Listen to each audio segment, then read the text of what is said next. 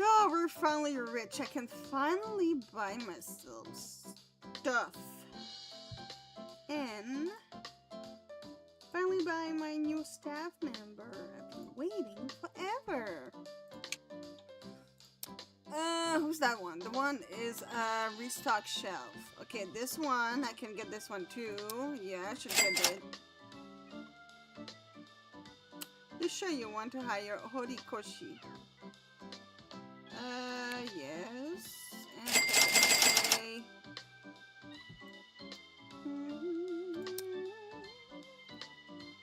oh, he also restocks shelf. Wait, is that the one? No, this one. Oh, this dude. Okay, this one, restock shelf. So...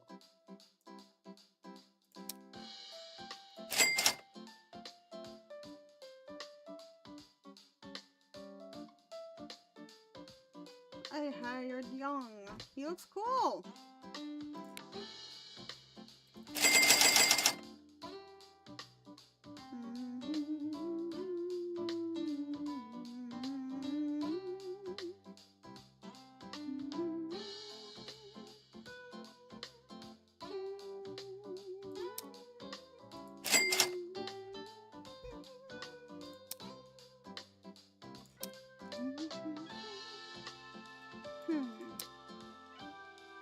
Another cash register.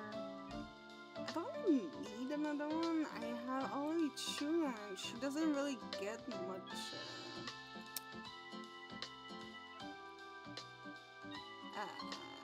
client. That sounds weird.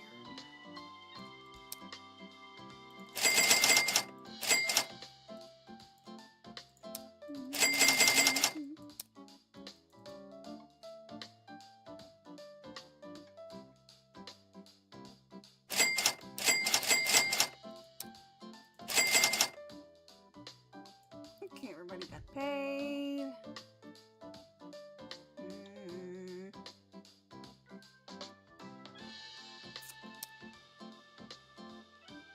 No, I should wait. I need to buy more items to make more money. For that, I should just use the skip thing.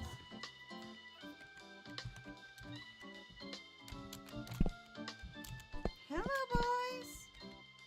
Oh my goodness, you look nothing like the picture. Where's your thing bandana thingy?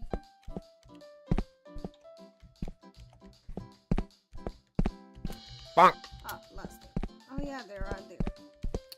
Cash register. Maybe.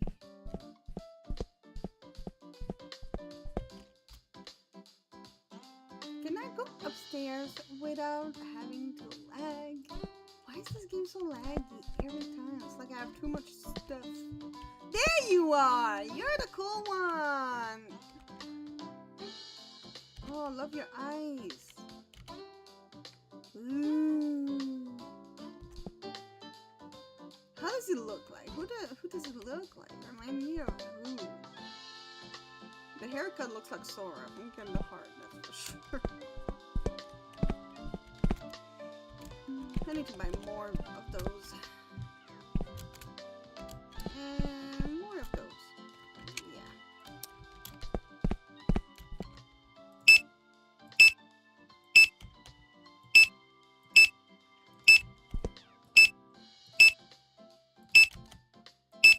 Oops.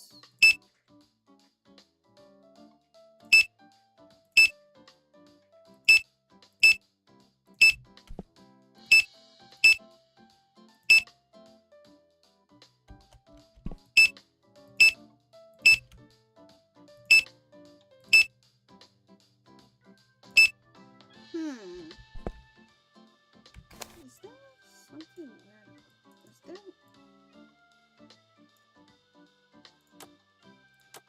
Did I just click on it?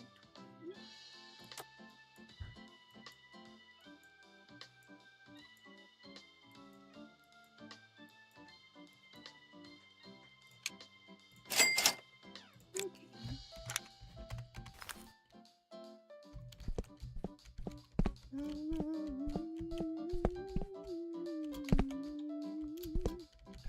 need to finish this. I started to just put stuff in the same area. That like all the comics gonna be in the same area, the mangas in the same way, and the manhwa this way.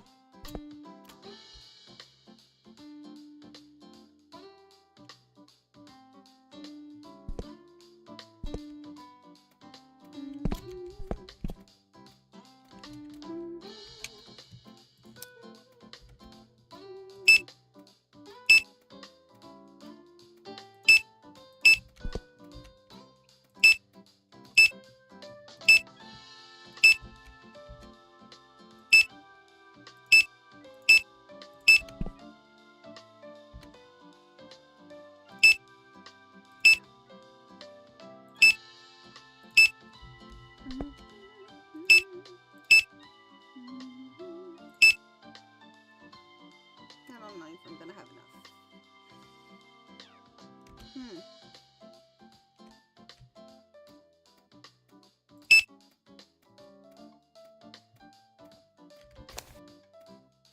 Oh yeah.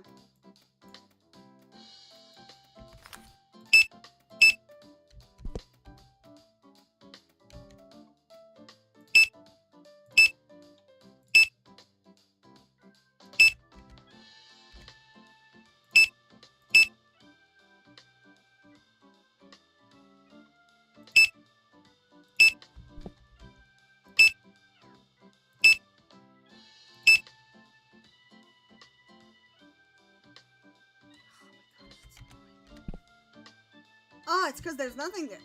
Wait, what? Oh, I need to buy this one.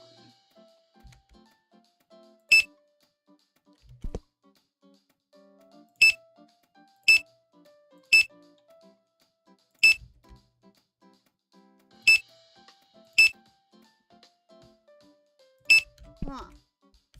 I'm missing some stuff. Okay.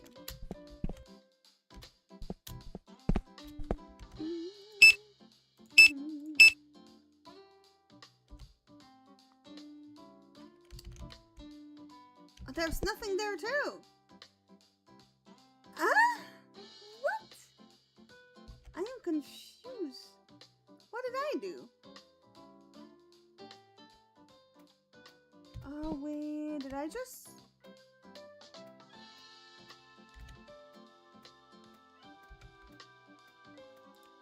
Huh. Full cup character. Yes. Kimi no... Yep. Okay, I can get rid of those. I don't need those. Bonk. Ah, dang it.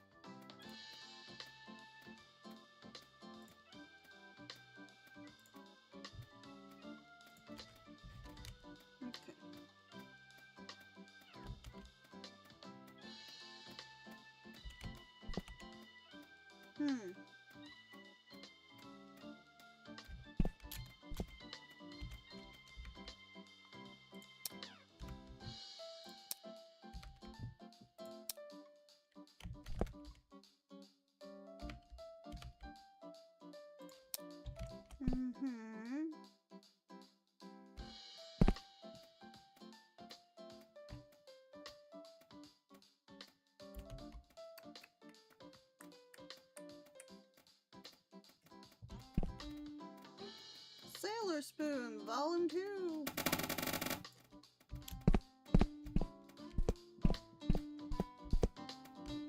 Oh.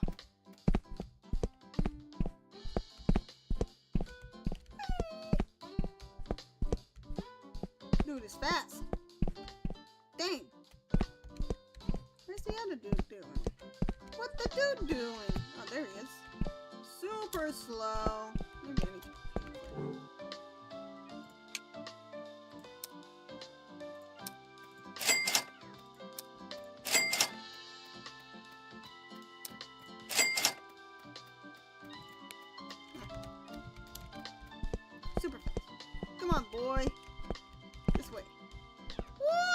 zooming!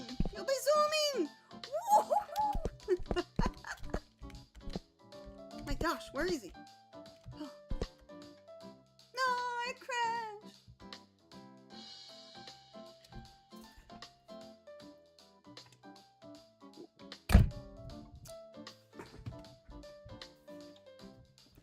Oh, we're back, we're back. Oh my gosh, where is he? He teleported?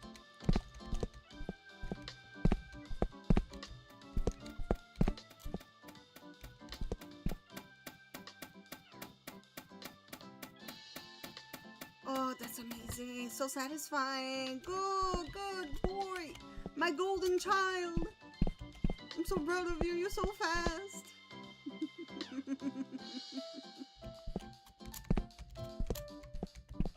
Maybe I should level up my my cashiers also.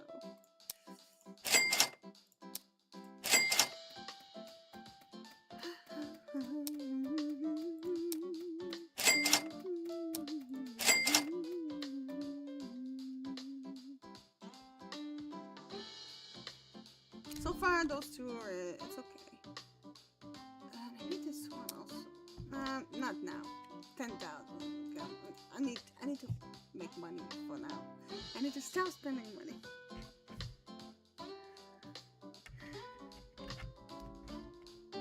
What I have to tell me every day. No. Oh, yes. Yes.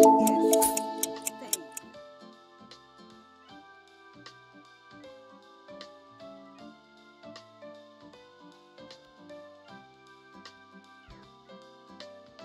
Oh, every time there's a new game, oh my gosh, it's so hard. Especially when they're on sale. And it's not the right sale, you have to wait even more.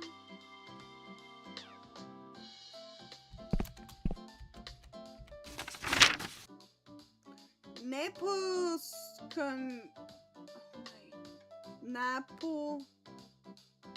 Naples Comic 971.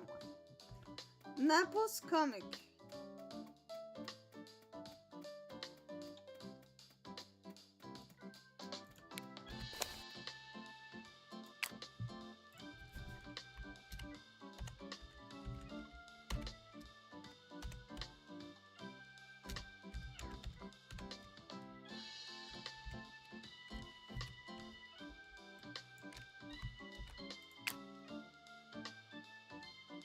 Did I mess it up?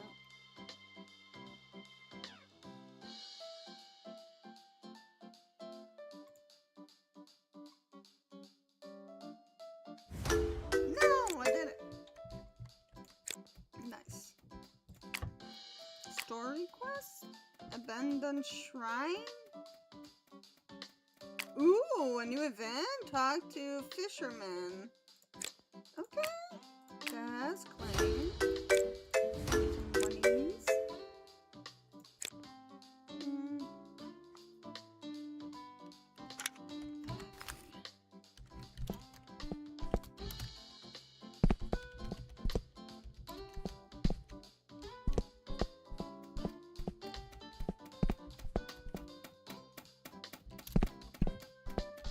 I'm confused. Where is the... Why is he the only one working?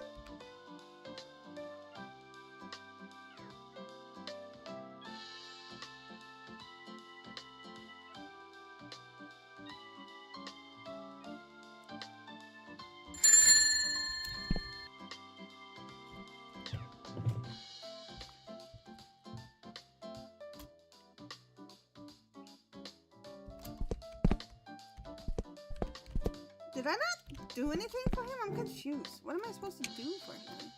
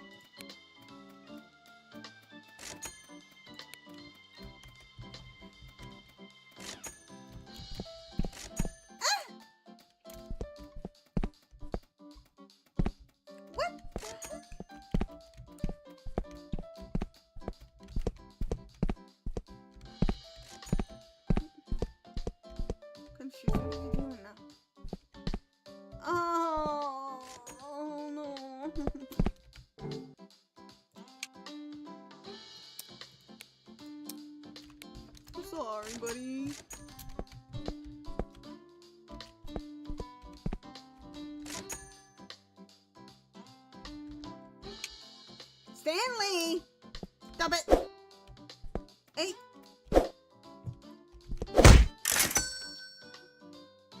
Dang.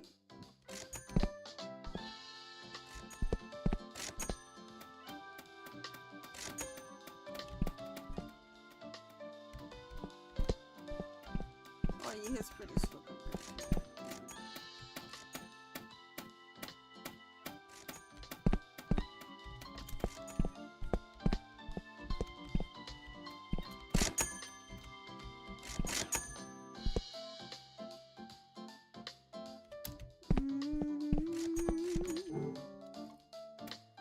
Marketing.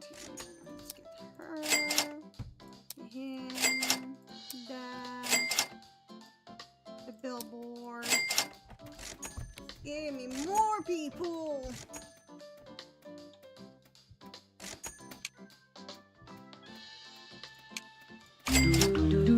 Nice. Crocs.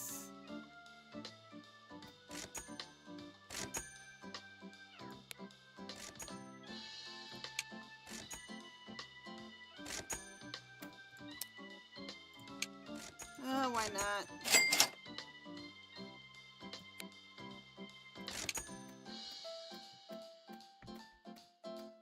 Manhwa's, the one I'm working on is the villainous. Pretty sure. Oh no, not Robin! Sweet Crocs in the face, little shit.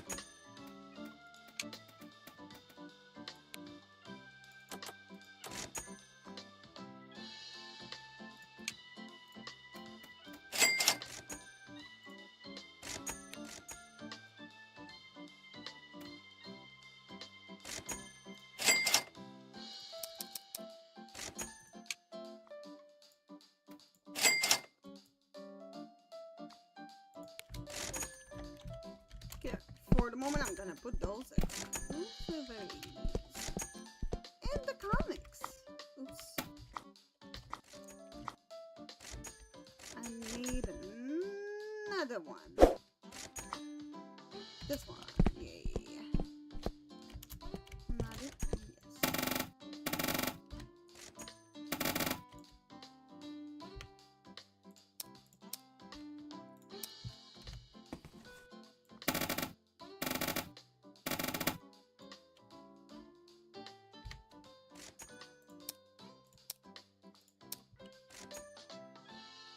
I need another one.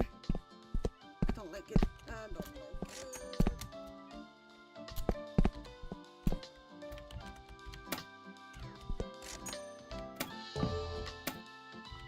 Again? Oh, this one is just ninja. He can get it. Okay, I need another one. I don't like it.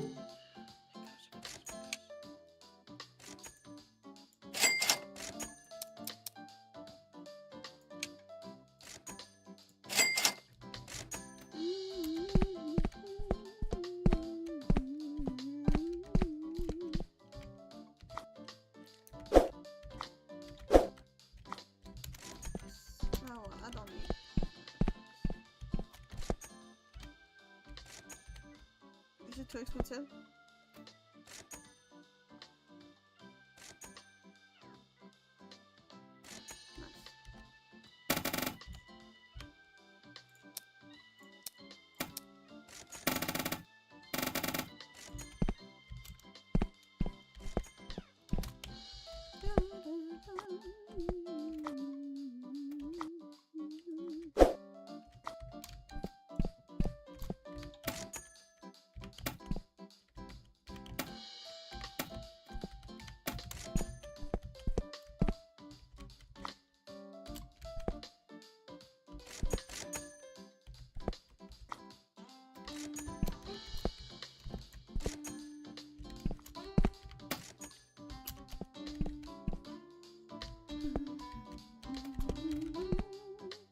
Why this so expensive?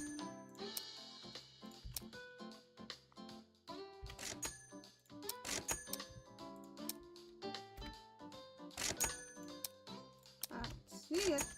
I don't see the problem.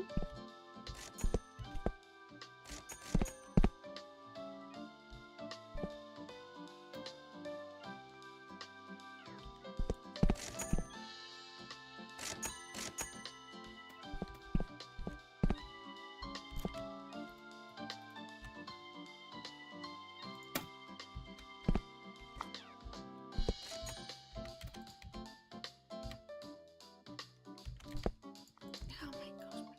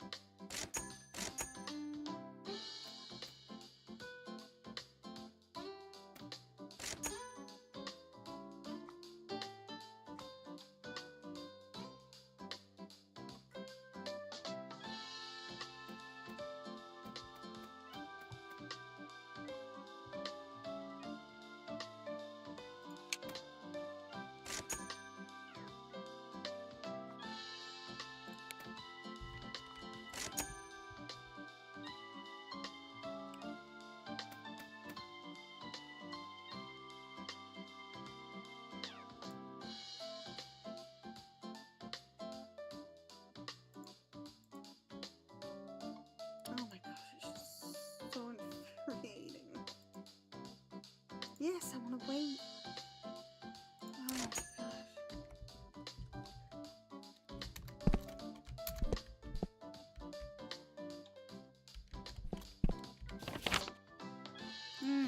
I forgot something.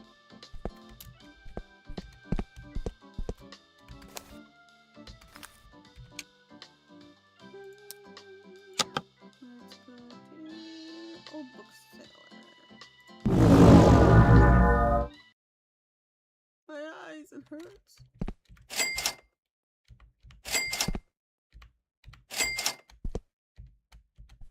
Not that.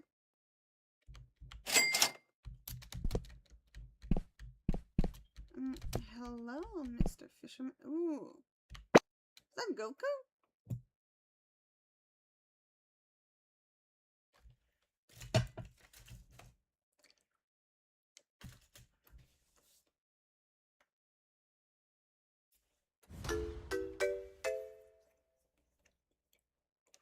Hey, you want to fish? Yes.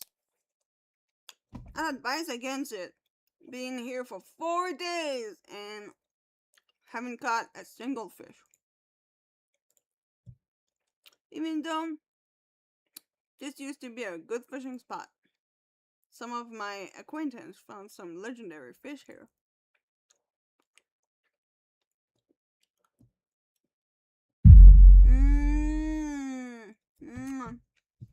Well, my employee.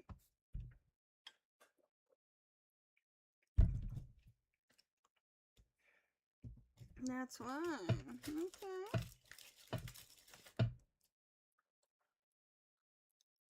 Hey, boss.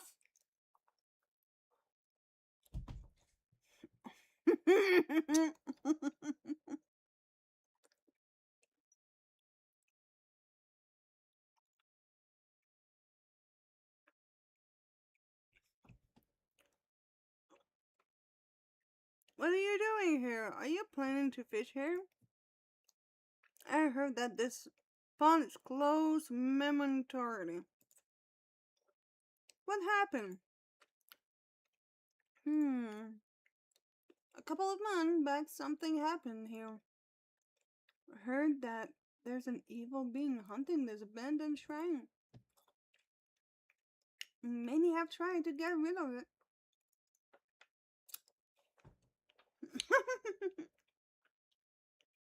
But they haven't succeeded.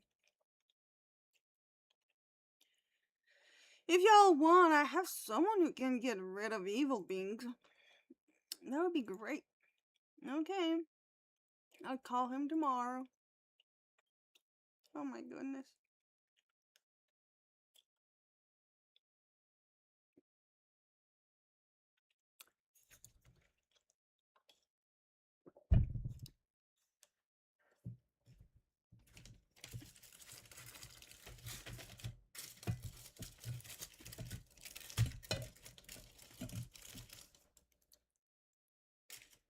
Oh.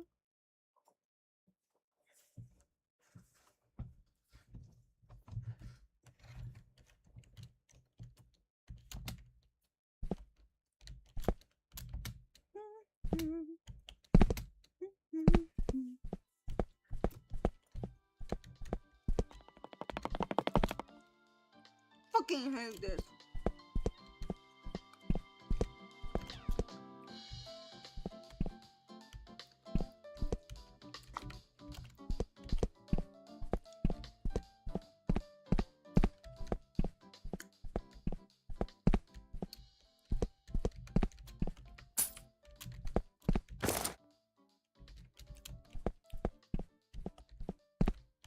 I don't remember it was. Oh.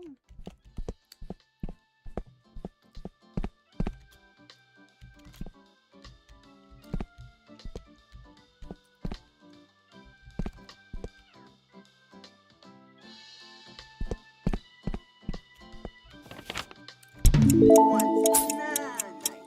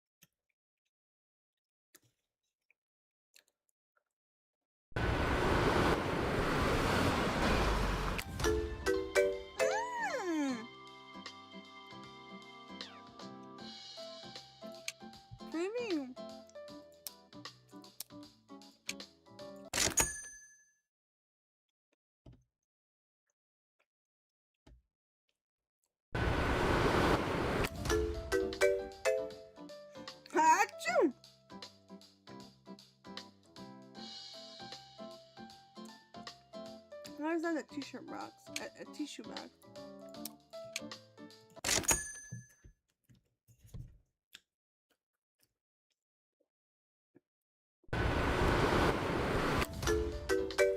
Ooh.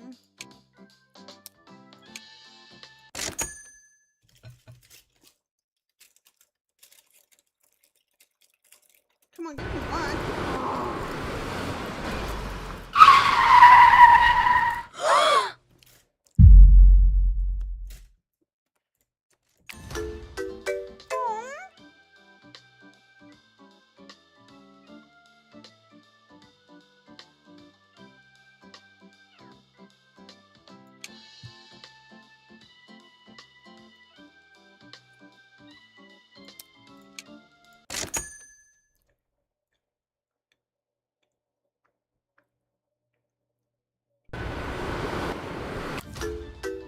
Oh my gosh, that's so pretty.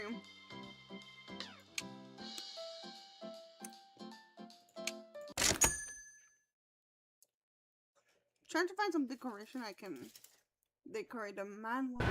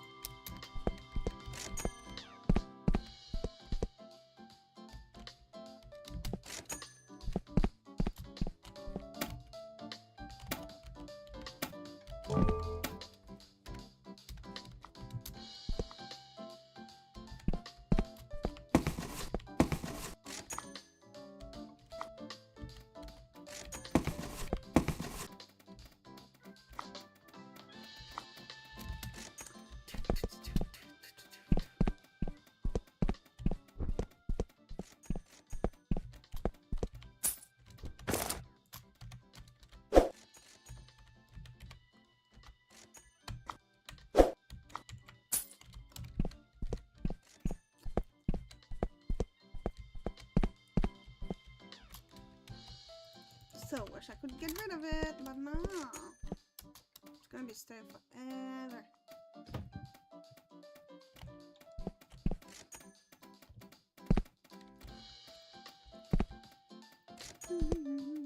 The Winner with Glass by Zyart.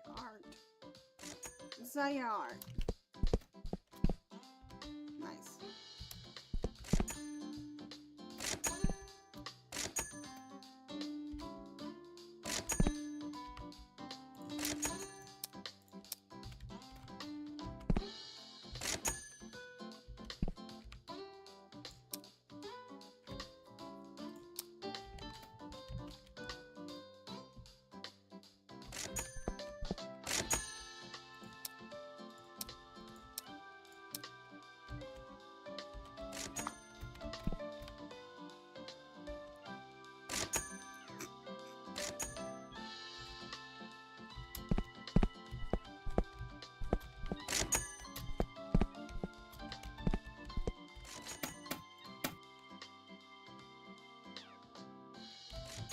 Oh, that's cool.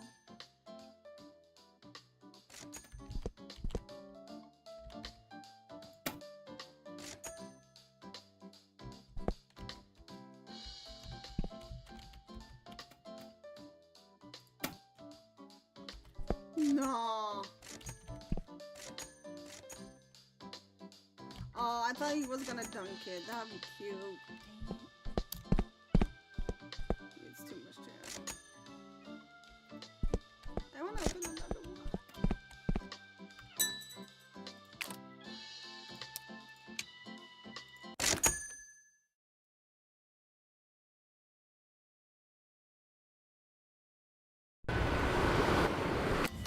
Oh my gosh! Oh, that's cute. I don't have that one.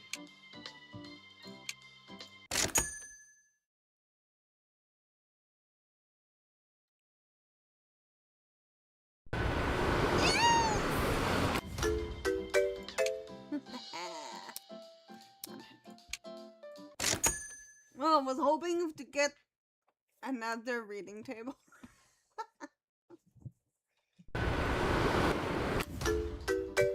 Ooh, okay.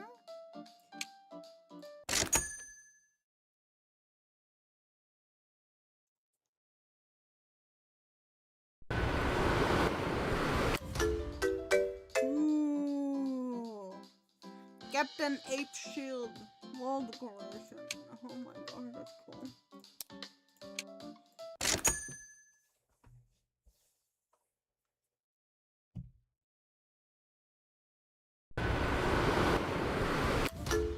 Ooh, that's cute.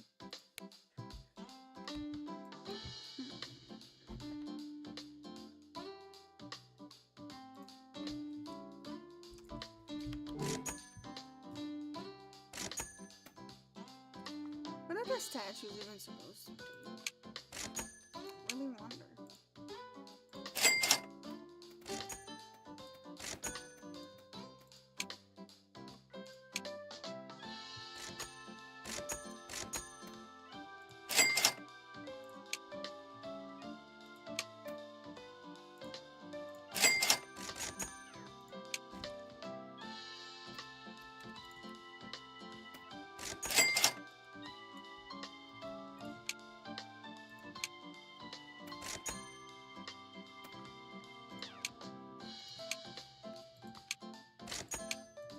All of them, my guard takes care of all of those already.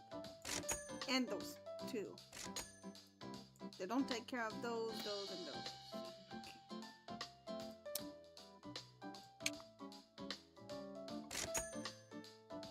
I'm gonna have to wait before buying more.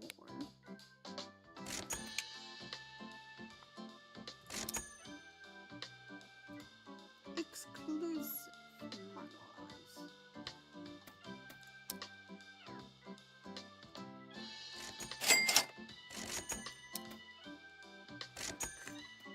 Jobless book 1, jobless book 2.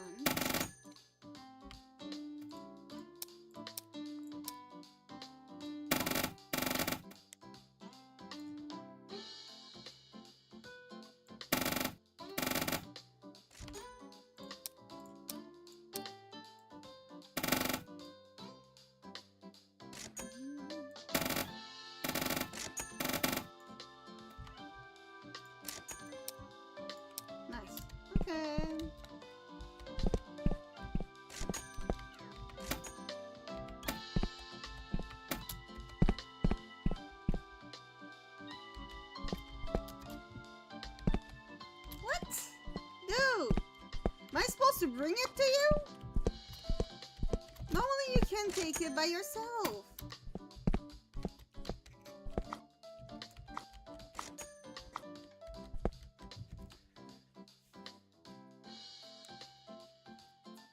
The fact that I opened the box already, probably. It was like, oh, she touched it. I cannot touch it anymore.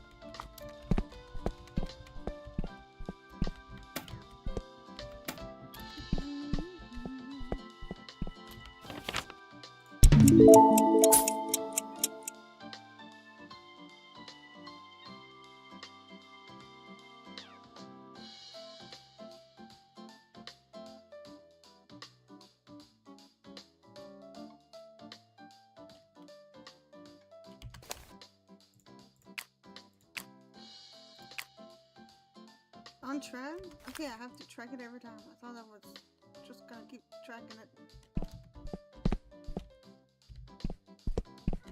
Ton clones.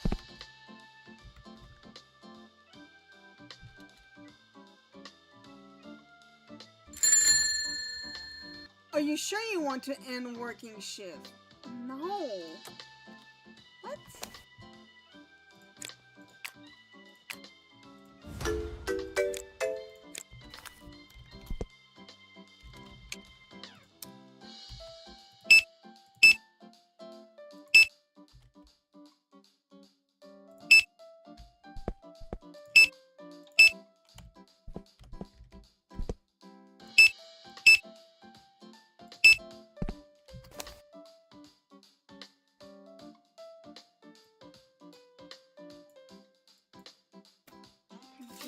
Oh, 33 to 5,000. Thank you.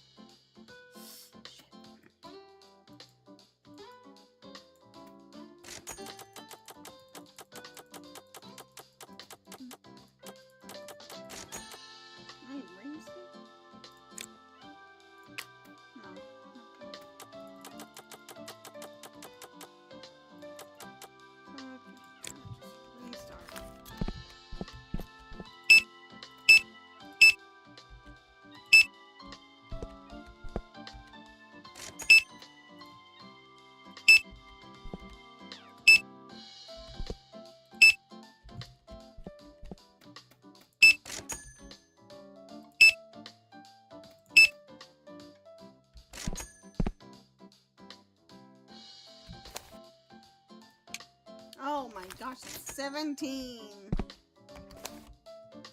My dumbass.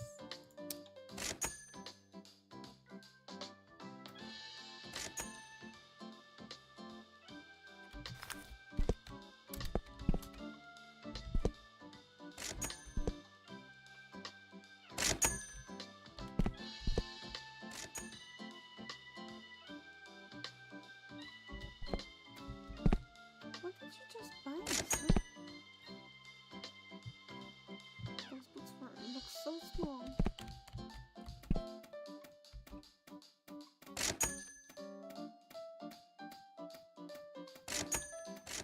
pervert.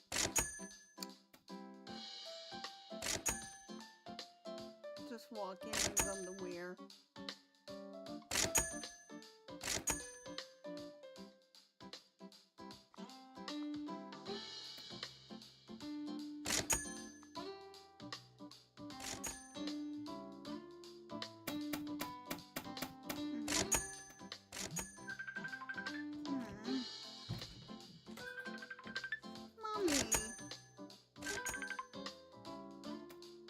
Mommy?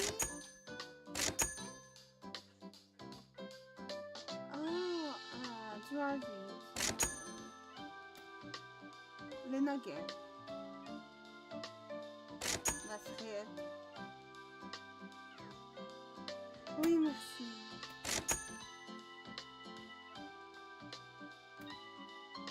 Ah, ton spaghetti.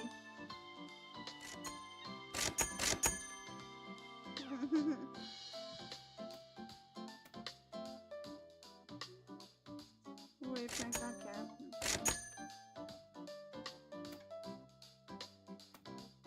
Non, non, aucune nouvelle, mais j'ai entendu des rénovations qui faisaient en haut.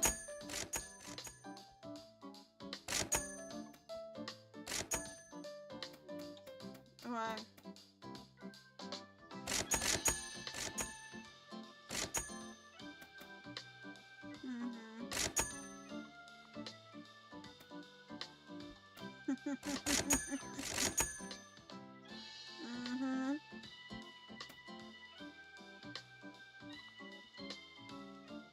Yeah. I know. I'm sorry, Mommy.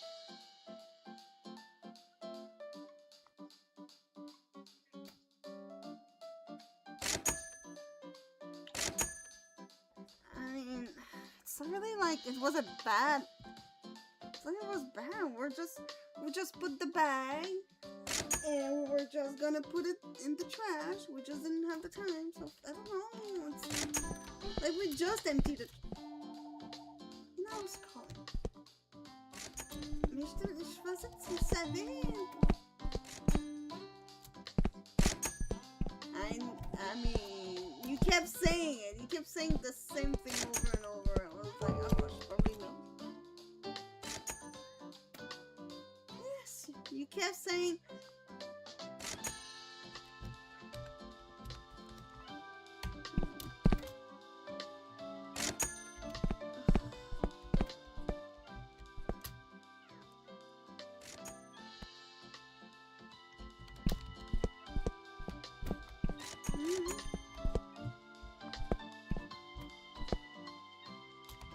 No, está bien acá, mamá.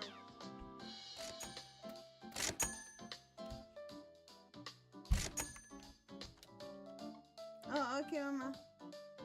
Okay, bye. Bye. Bye.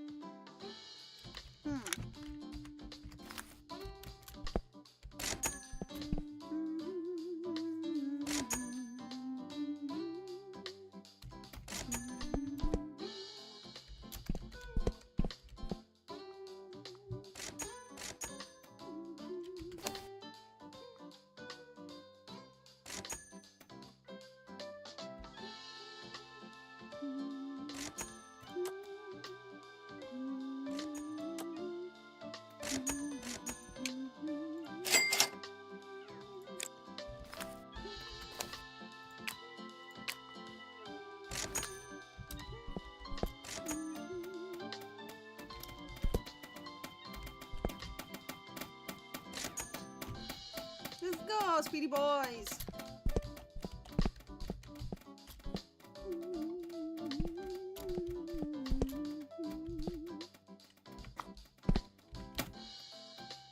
I only have 3 left. Oops.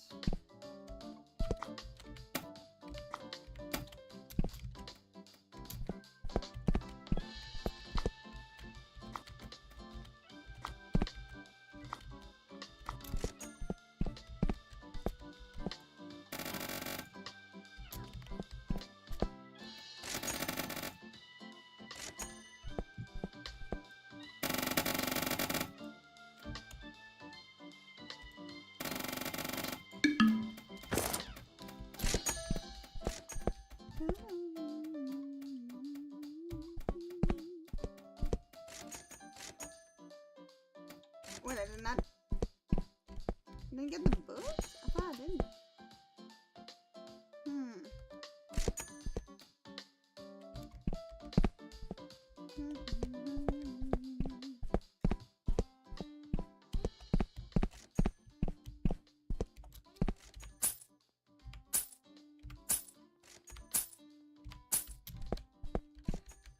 You get the ladder. You get the dollar. Everybody gets dollars.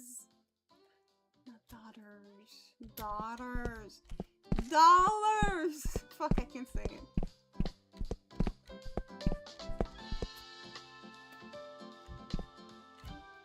Outrageous price.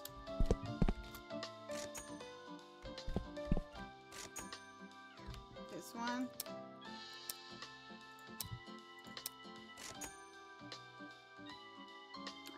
The manual. Sorry,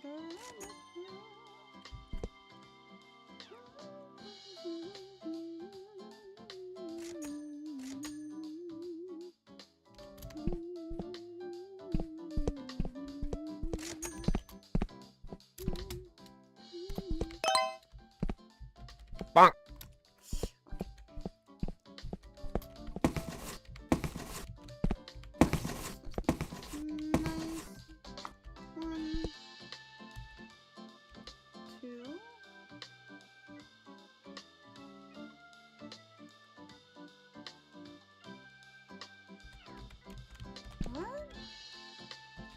No, what?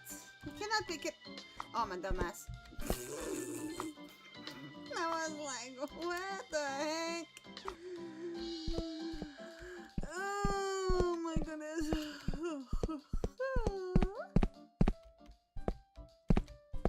It's the same one, isn't it?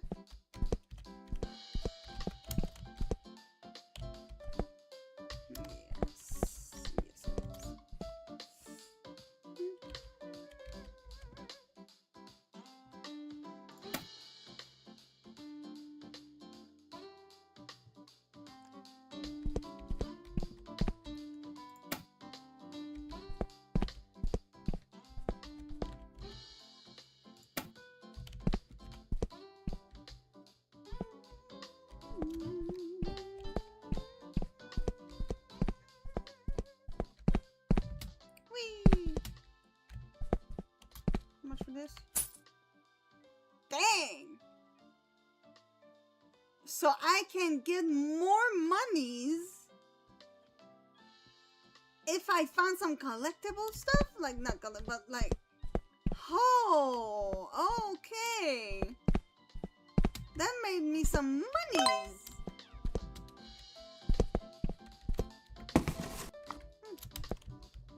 Let me cook. Yes, sir. Yes, girl. Yeah.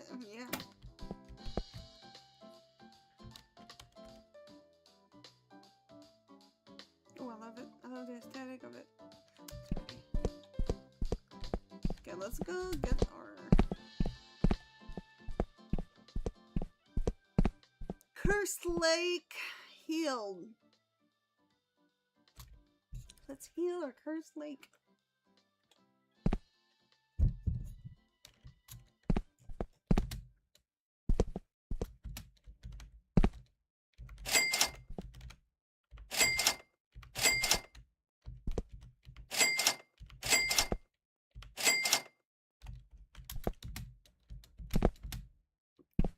Hello, boy. Oh, a Demon Slayer character. Oh, funny.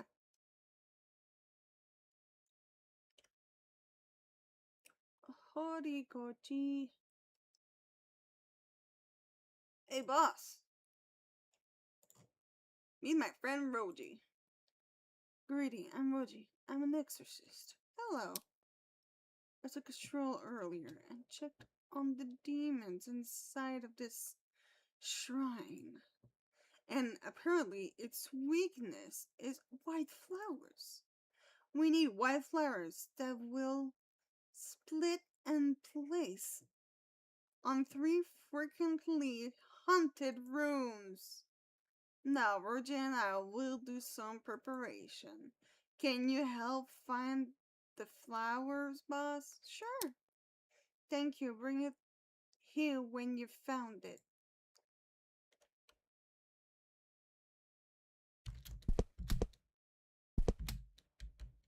Okay.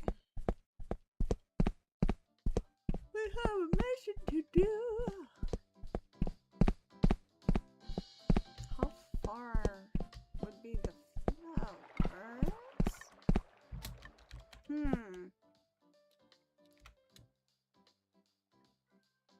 Find the flowers.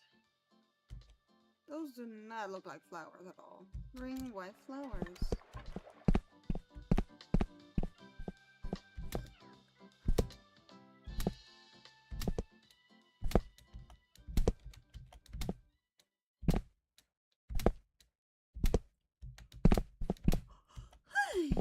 Come back.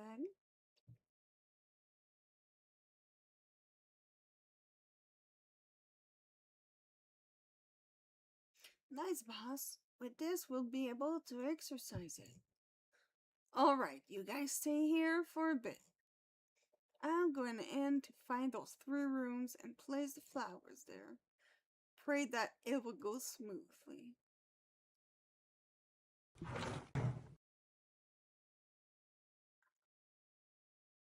Five minutes later. Ow! The ghost just kicked his ass! Oh, that spooked me. Who are you guys? How dare you come to my place? Get out of here! I'll teach y'all a lesson. Y'all dare come back here again. Roji! He's dead.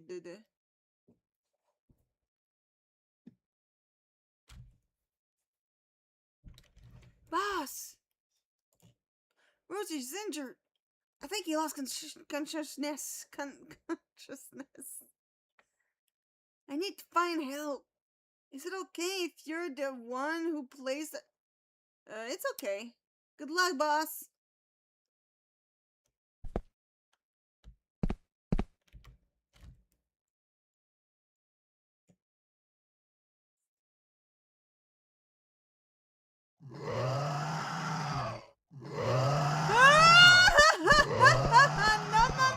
No. Are you kidding me right now?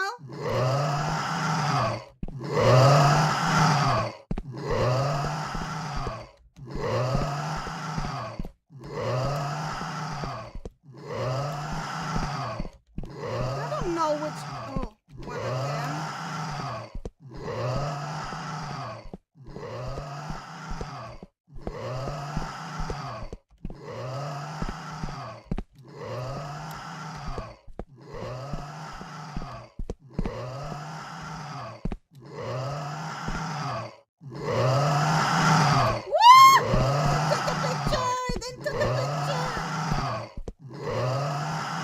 Nice.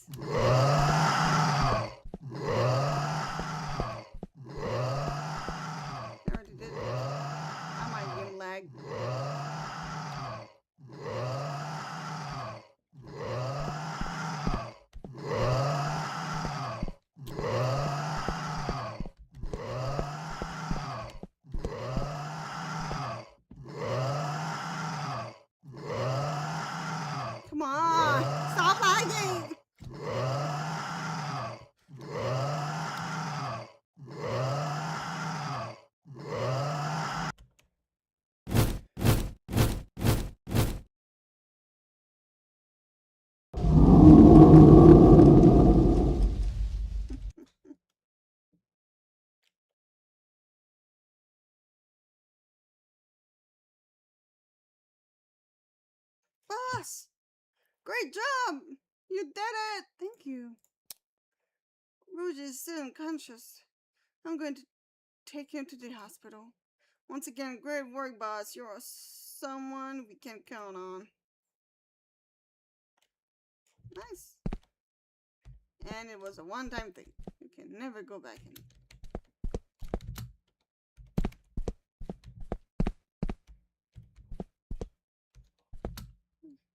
No, I know.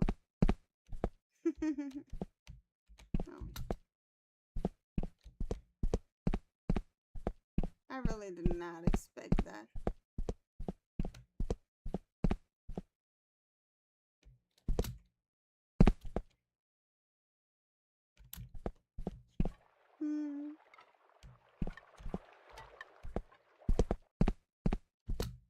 I love how random this game is.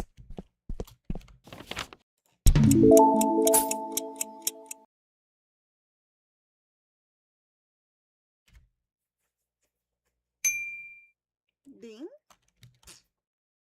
Ding.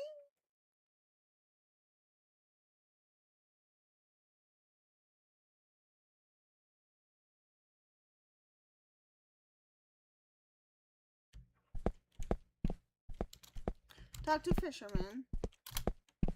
Attack the fisherman. Fishman.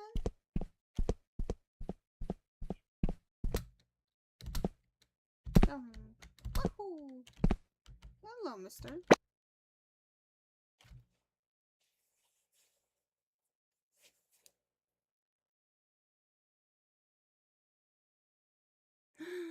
Or I've heard that you got rid of the spirit here. Yes. Great job. I got a lot of fish today. Hey, sorry for the trouble yesterday. I failed. As a thank you, I'm giving you this. Please take care of it. Thank you. If you have some free time, come fish here. Hey. What? What?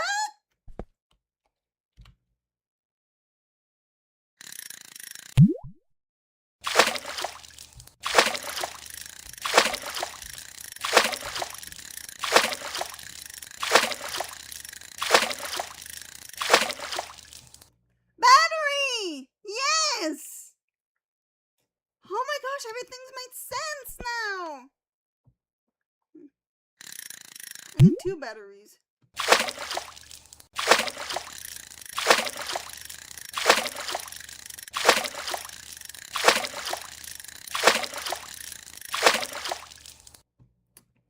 Got clownfish mount. Nice.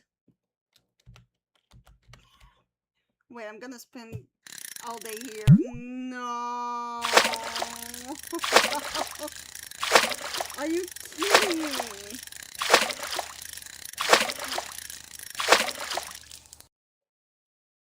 Got all tire. So you can make money with that.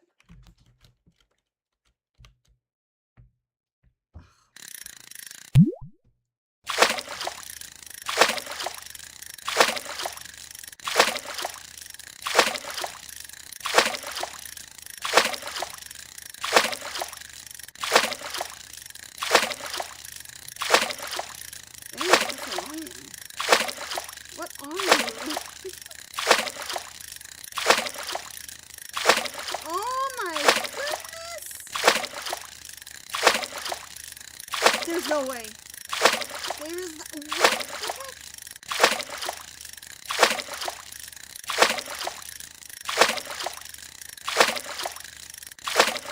Is it body? Yeah, I'm not making it at all.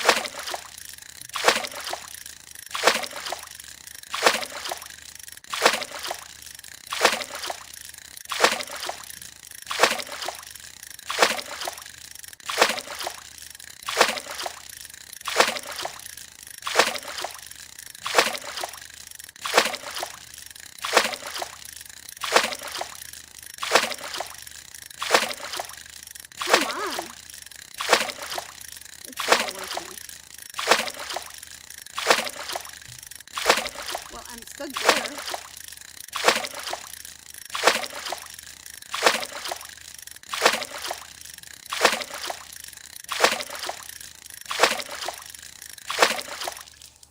cannot get it. It's stuck. What in the world?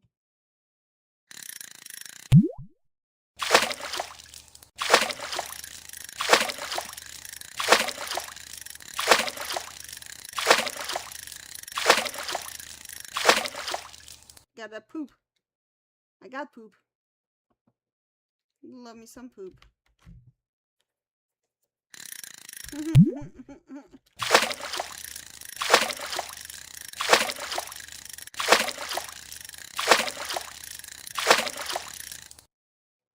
Trash bag. Nice. I'm just cleaning this little pond at this point. Bonk. Inventory is full. The mystery machinery! Holy moly! Okay, I need to take a break from Theo!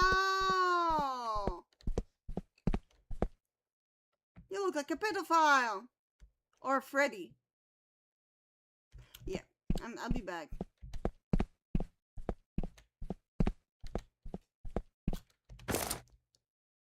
Dang, okay, that is a cool one. I need this somewhere. Where could I put it?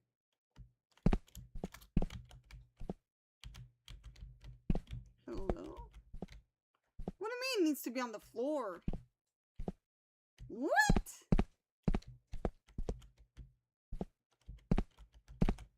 I'm not putting this on the... This is so stupid.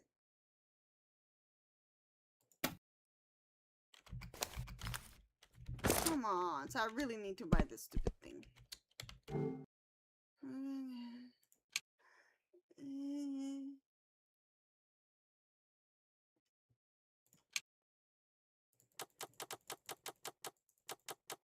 No, I need this one.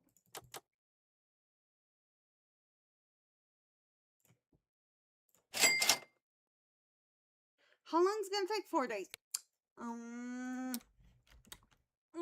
Ding.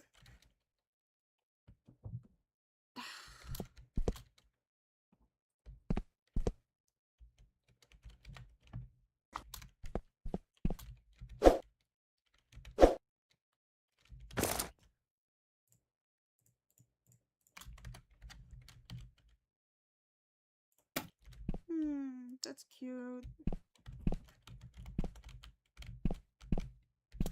I don't know what I'm supposed to do with that.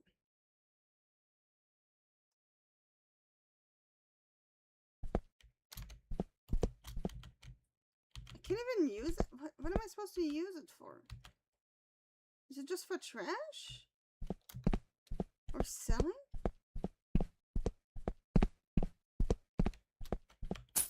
Just a daughter. Get the poop. Get trash.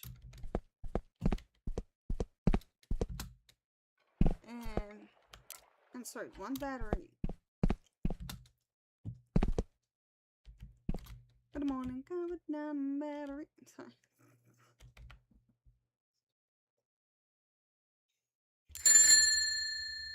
No, I don't want to be done.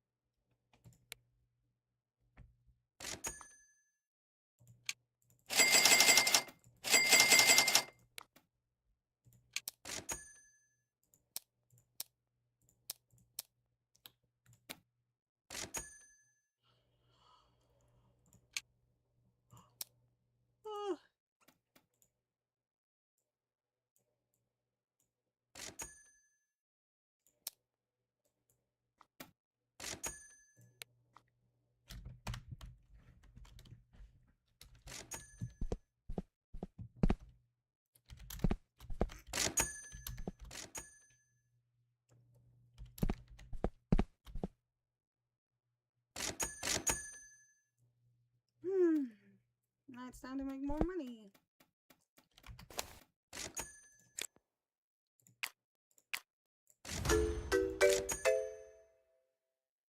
Use 16 tools.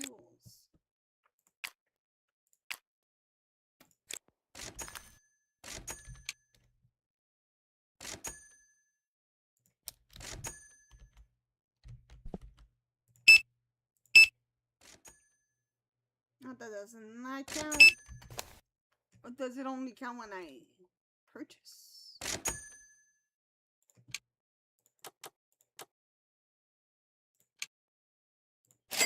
No. It does not count. Okay. Does that count? No. Okay.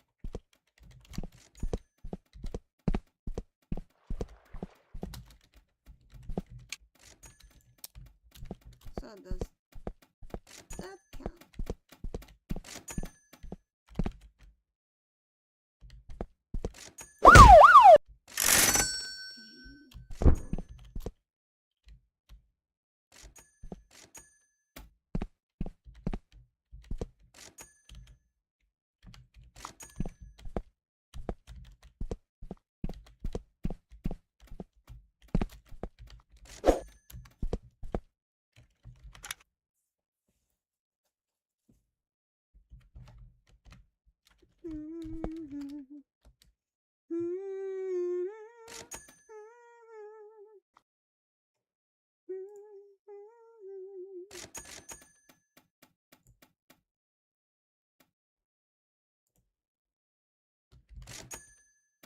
So this weirdo just like steals body parts and sells them. Now the guy's name is Jonathan, and Jonathan's around 31 when the story starts, and he's living in Pennsylvania. And Jonathan, he's in a band. Apparently he's in some heavy metal band, and he spends a lot of his time writing music. But he has a problem. The dude is broke. Like, he works at a warehouse, and he has to work double shifts just to cover his bills.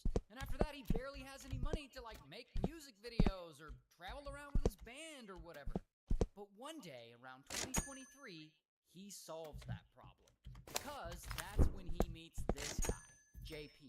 And JP allegedly shares with him a way to start his own business and be his own boss. See, JP is a strange guy. His whole thing is he likes to buy human body parts on the black market, like hearts and brains and bones and stuff, and then he'll resell them to people for a bunch of money. Apparently there are people willing to pay for that type of stuff. So once Jonathan learns about this, do you do anything then? Like, he wants to get into this game as well. But unfortunately for him, this type of business requires startup capital. And Jonathan doesn't have those kind of funds. So he comes up with a pretty insane plan.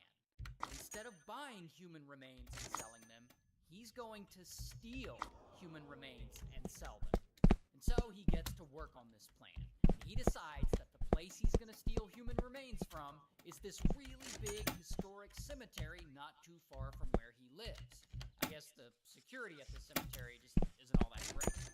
So one night, he sneaks into the place, and instead of getting a shovel and spending hours digging up people's graves hoping to find a few bones, Jonathan decides it'll be easier to target mostly the above-ground mausoleums. So with these mausoleums, there's no digging to do. You just have to pry stone and marble slabs out of place, and then boom, you got your bones and body parts. So he's at this cemetery, and he's got a crowbar, and he pries open a mausoleum or two, and he pries up some stone slabs, and he collects all the bones and stuff he needs, and then he leaves. So his plan worked, but he realizes that if he's going to be serious about this, he's going to need some more tools. So he goes over to the local hardware store, and he shoplifts a bunch of tools, like a headlamp and some gloves and a metal cutting wheel and some other stuff. Then, on another night, he goes back to the cemetery, and he targets one of their underground vaults. And he steals a bunch more bones and human parts. And then another night, he goes back again, and he opens up a crypt. And he has to rappel 10 feet down into this crypt to access all the bodies. and he steals everything he can and he leaves. And normally, once he gets home, he stores all of these human remains in the basement of the house that he's renting. So now that he has all these bones and stuff, all he has to do is sell them. And here's the craziest part. In the state of Pennsylvania, it's not actually illegal to buy or sell human genetic remains. Maybe it's one of those evolution. things that lawmakers Where did never I saw addressed because these? who the would want to buy or sell human remains? Anyway, so Jonathan is free to buy and sell these stolen bones and body parts. So he starts posting on social media, saying that he's a collector and a seller of human bones and remains and stuff. And he'll post pictures of actual human skulls and shit. He also joins a Facebook group called Human Bones and Skull Selling Group. Here's an actual screenshot of the group, and the group is still there, by the way, because again, as I said, this is not actually illegal in the state. And so Jonathan joins this group, and he starts selling bones and things to people online. And I guess people are buying them. Now, I couldn't find any information about how much the guy was making from all this, but I did find that a full human skeleton will retail on the black market for as much as $7,000. So, who knows how much he's making.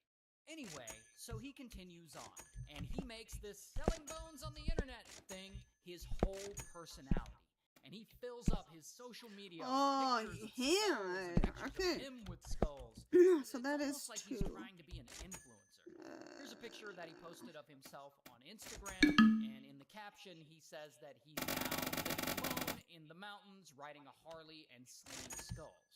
Although he's not actually living in the mountains, it's a weird thing to say. He's actually living in a rent house in a residential neighborhood. I think he's just trying to cultivate this online personality of this dark and mysterious badass. He's lying sometimes, y'all. Regardless, Jonathan doesn't stop. Oh, Business heck yeah, seems to y'all. be doing well, and his social media numbers are trending upward. And so he keeps going back to the graveyard, looking for more and more bones to sell. And by now, he's breaking into family-owned mausoleums and stealing whole families' bones from their graves. He's also breaking into old-ass tombs. At one point, he takes the bones of a woman who died in 1869, more than 150 years ago. And because buying and selling this stuff is completely legal in his state, it seems like he can continue to do all this out in the open. Until No one can do anything about it.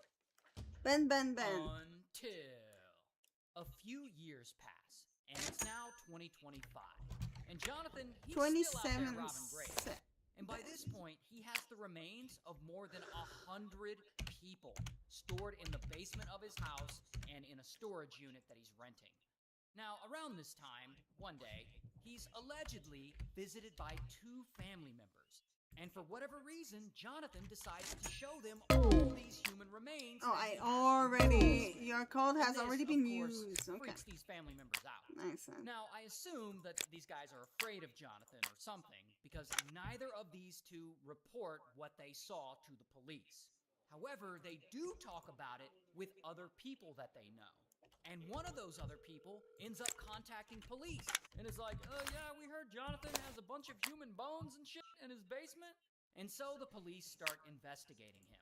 And of course, they look right at his social media and they see all the pictures of skulls and stuff that he posts there on his Instagram, which suggests that, yeah, he might have a bunch of human remains in his basement. And so they track his phone numbers and his vehicle. And they can see that he went to the local cemetery on several occasions. And so now they're thinking that he got all these bones by robbing graves. And while it may not be Two. Pennsylvania,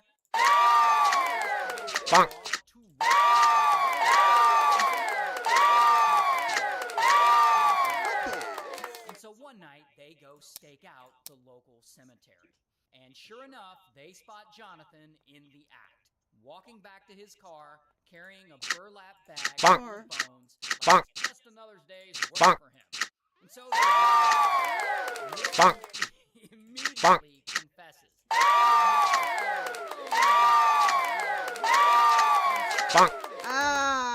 Was getting there. Here's his mugshot.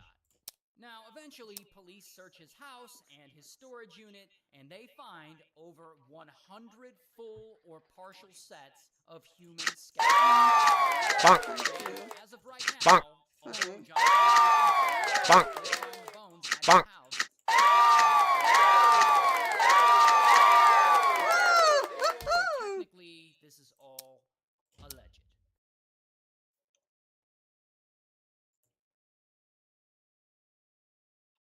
A millionaire who has Bonk. cash flowing all over Bonk. his house decides Bonk. to show off by throwing some notes outside. Bonk. When he does so, the notes quickly Bonk. evaporate as if an external force has bent them. He Bonk. then takes out an expensive painting Bonk. and just Dang. like the notes, the outer half of the painting evaporates. To make matters more bizarre, if a human gets out of the house, he or she ages extremely fast and fades to ashes within minutes. Aw. But it was not always like this for the man and his wife, as just a few days back, they moved into this house. The man is Matt, a painter, while his wife Kate works as a translator. The couple is currently moving to their newly purchased home in upstate New York for a fresh start. The strange thing about this property is that its price is extremely low as compared to other houses, and every year Ghost, it ghost, keeps dropping. ghost. It's almost as if no one wants to buy it. When Kate sees I the wonder eerie-looking why. house, she has Ghost, second ghost, thoughts ghost. about the move, but Matt assures her that they're going to do just fine. Matt hasn't watched enough movies. Kate is startled by a dead bird. Nah. Meanwhile, on the first floor, Matt comes across a strange key-like object in a pile of junk. Kate pities the dead bird outside and wants to give it a proper burial, but after she puts it on the ground, she is startled by Matt dumping old furniture from above. Kate then proceeds to bury the bird, but when she turns back, she finds it missing,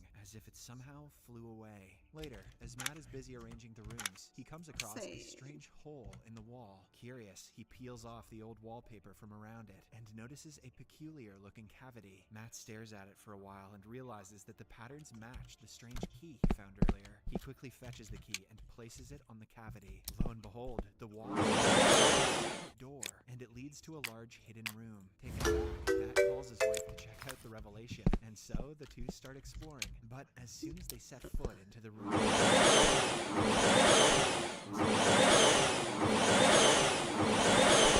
power company, an employee from the power company,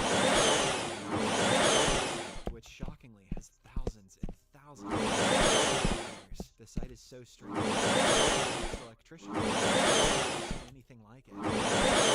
There's nothing that can electricity, as the wires are just on his way out. The electrician expresses his astonishment at someone finally buying this property. When Matt presses him for more information, the power company employee reveals that the previous owners of the house were brutally killed inside the property. Matt is caught off guard by the revelation, and out of curiosity, he researches about the previous owners on the internet. Apparently, the house is labeled as by the media, and it belonged to a couple named Paul and Madeline Schaefer. The couple were murdered by a man whose identity is famously known to the media as John Doe of the House of Blood. The murderer is locked up in a psychiatric facility. After working all day, Matt heads to the strange room and helps himself to a bottle of drink. He quickly empties it A and bottle wishes of for another, drinks. just like any alcoholic. Suddenly, the lights Yeah. go out, and when they come back again, a bottle appears out of nowhere in front of him. It seems as if the room has granted his wish. I will Matt is hope so. shocked It's the and name of the nervously drink. picks up the bottle, confirming that it is very much real. This is an addict's worst nightmare. The next morning, Kate wakes up to an empty house. She looks for her husband everywhere before eventually locating him in the dark room. To her surprise, it is now full of Not in the eclectic dark items, including rooms. the original Mona Lisa painting. Kate nervously asks Matt where he got the stuff, to which he explains that the room can grant them all their materialistic wishes. She naturally finds this hard to believe, so Matt encourages her to make a wish. She wishes for $1 million, and after the lights flicker, several bundles of cash appear out of nowhere. Kate is astonished, but she's also spooked. She finds the whole thing sketchy, so she proceeds to leave. However, Matt stops her and convinces her to have some fun. Kate eventually agrees. The couple spend their whole evening ordering champagne, Hey, money, give me another and battery. making love. When the the morning work of come, any married another man. battery. Soon, Kate begins to wonder how the whole thing works. Matt believes that it doesn't matter as long as they're getting everything they want. The scene then cuts to the next day. The couple now have Ooh, all a the pretty things in the shell. world, but Kate gets depressed when she realizes that they are all materialistic things, which don't have any real value. To cheer her up, Matt suggests they try for a child. It's then revealed that the couple has had trouble conceiving a child in the past. Kate has suffered from miscarriages. He suggests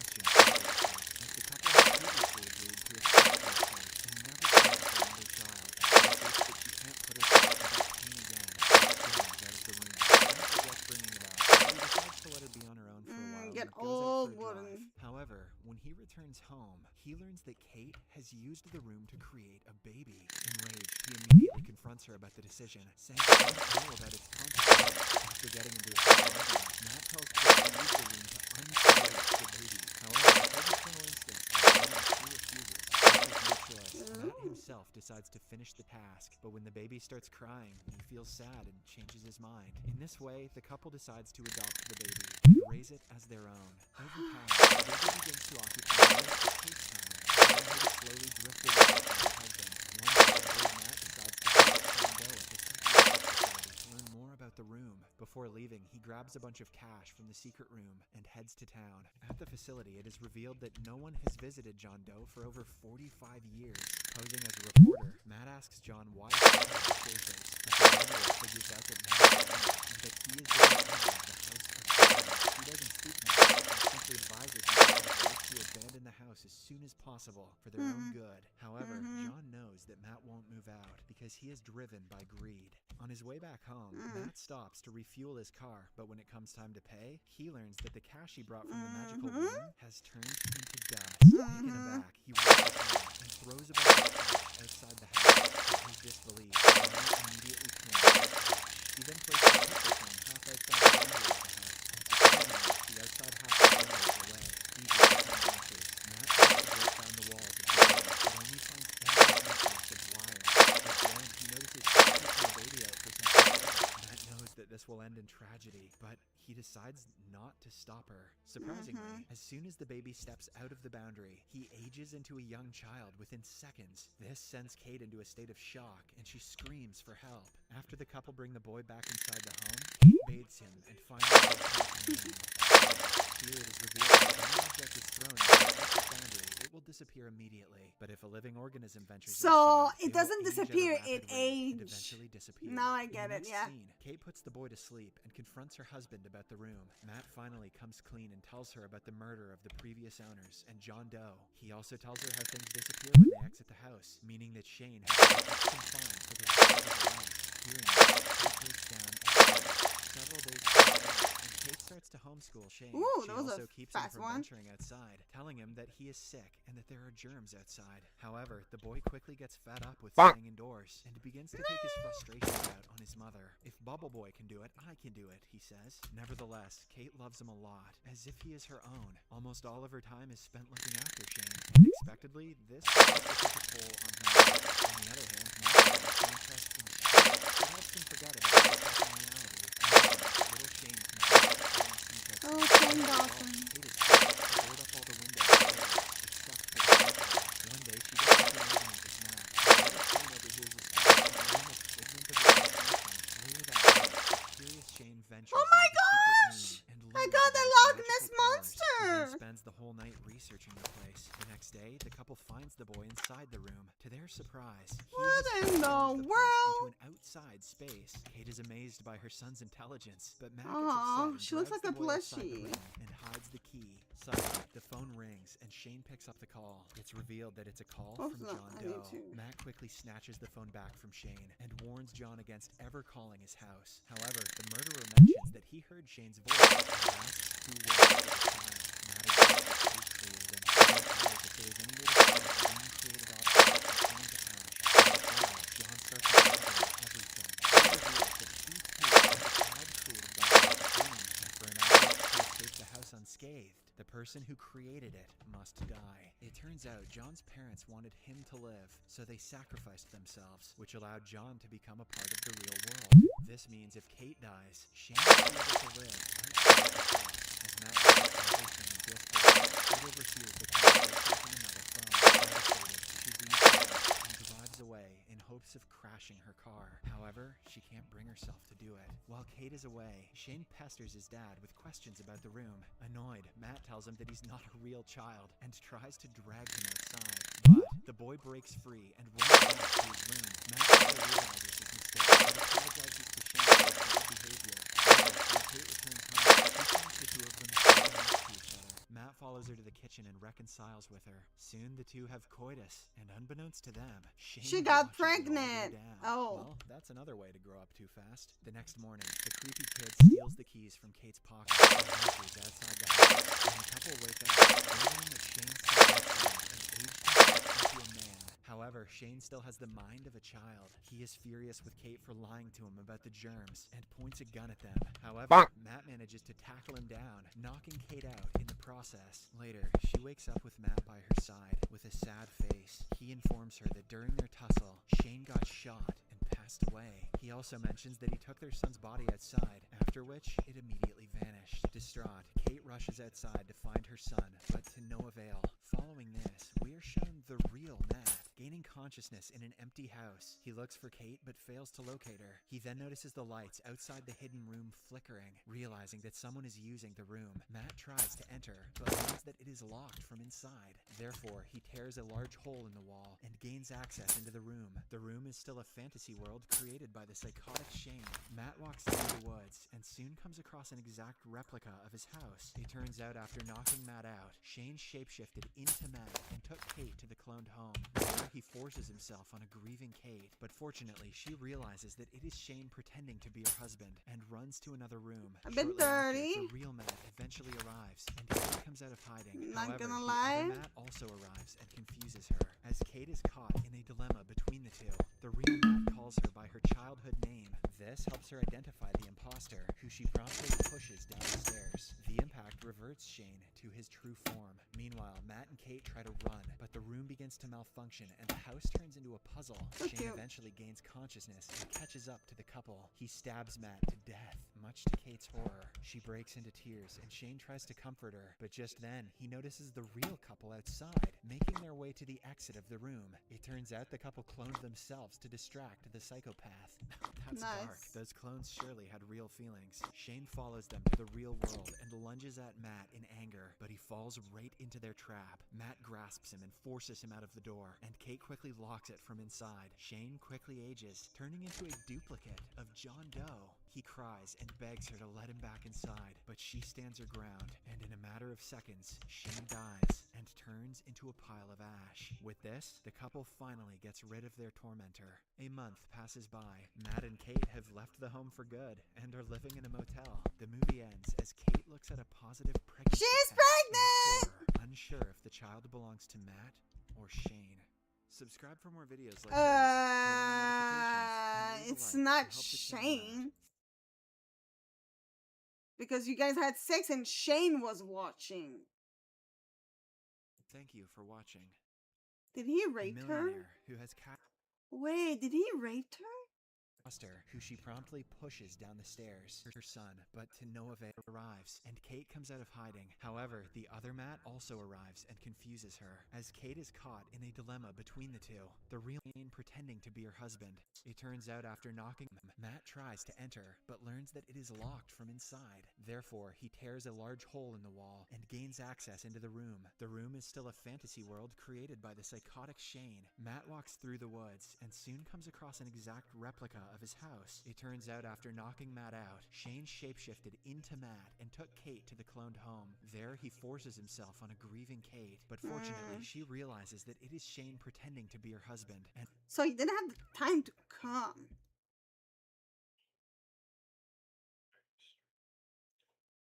Yeah.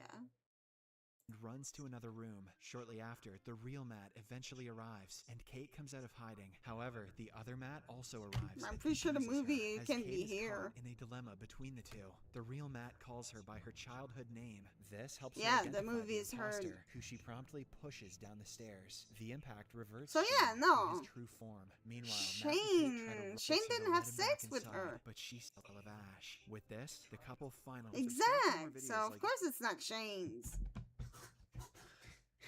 He didn't have the time. The creator just didn't.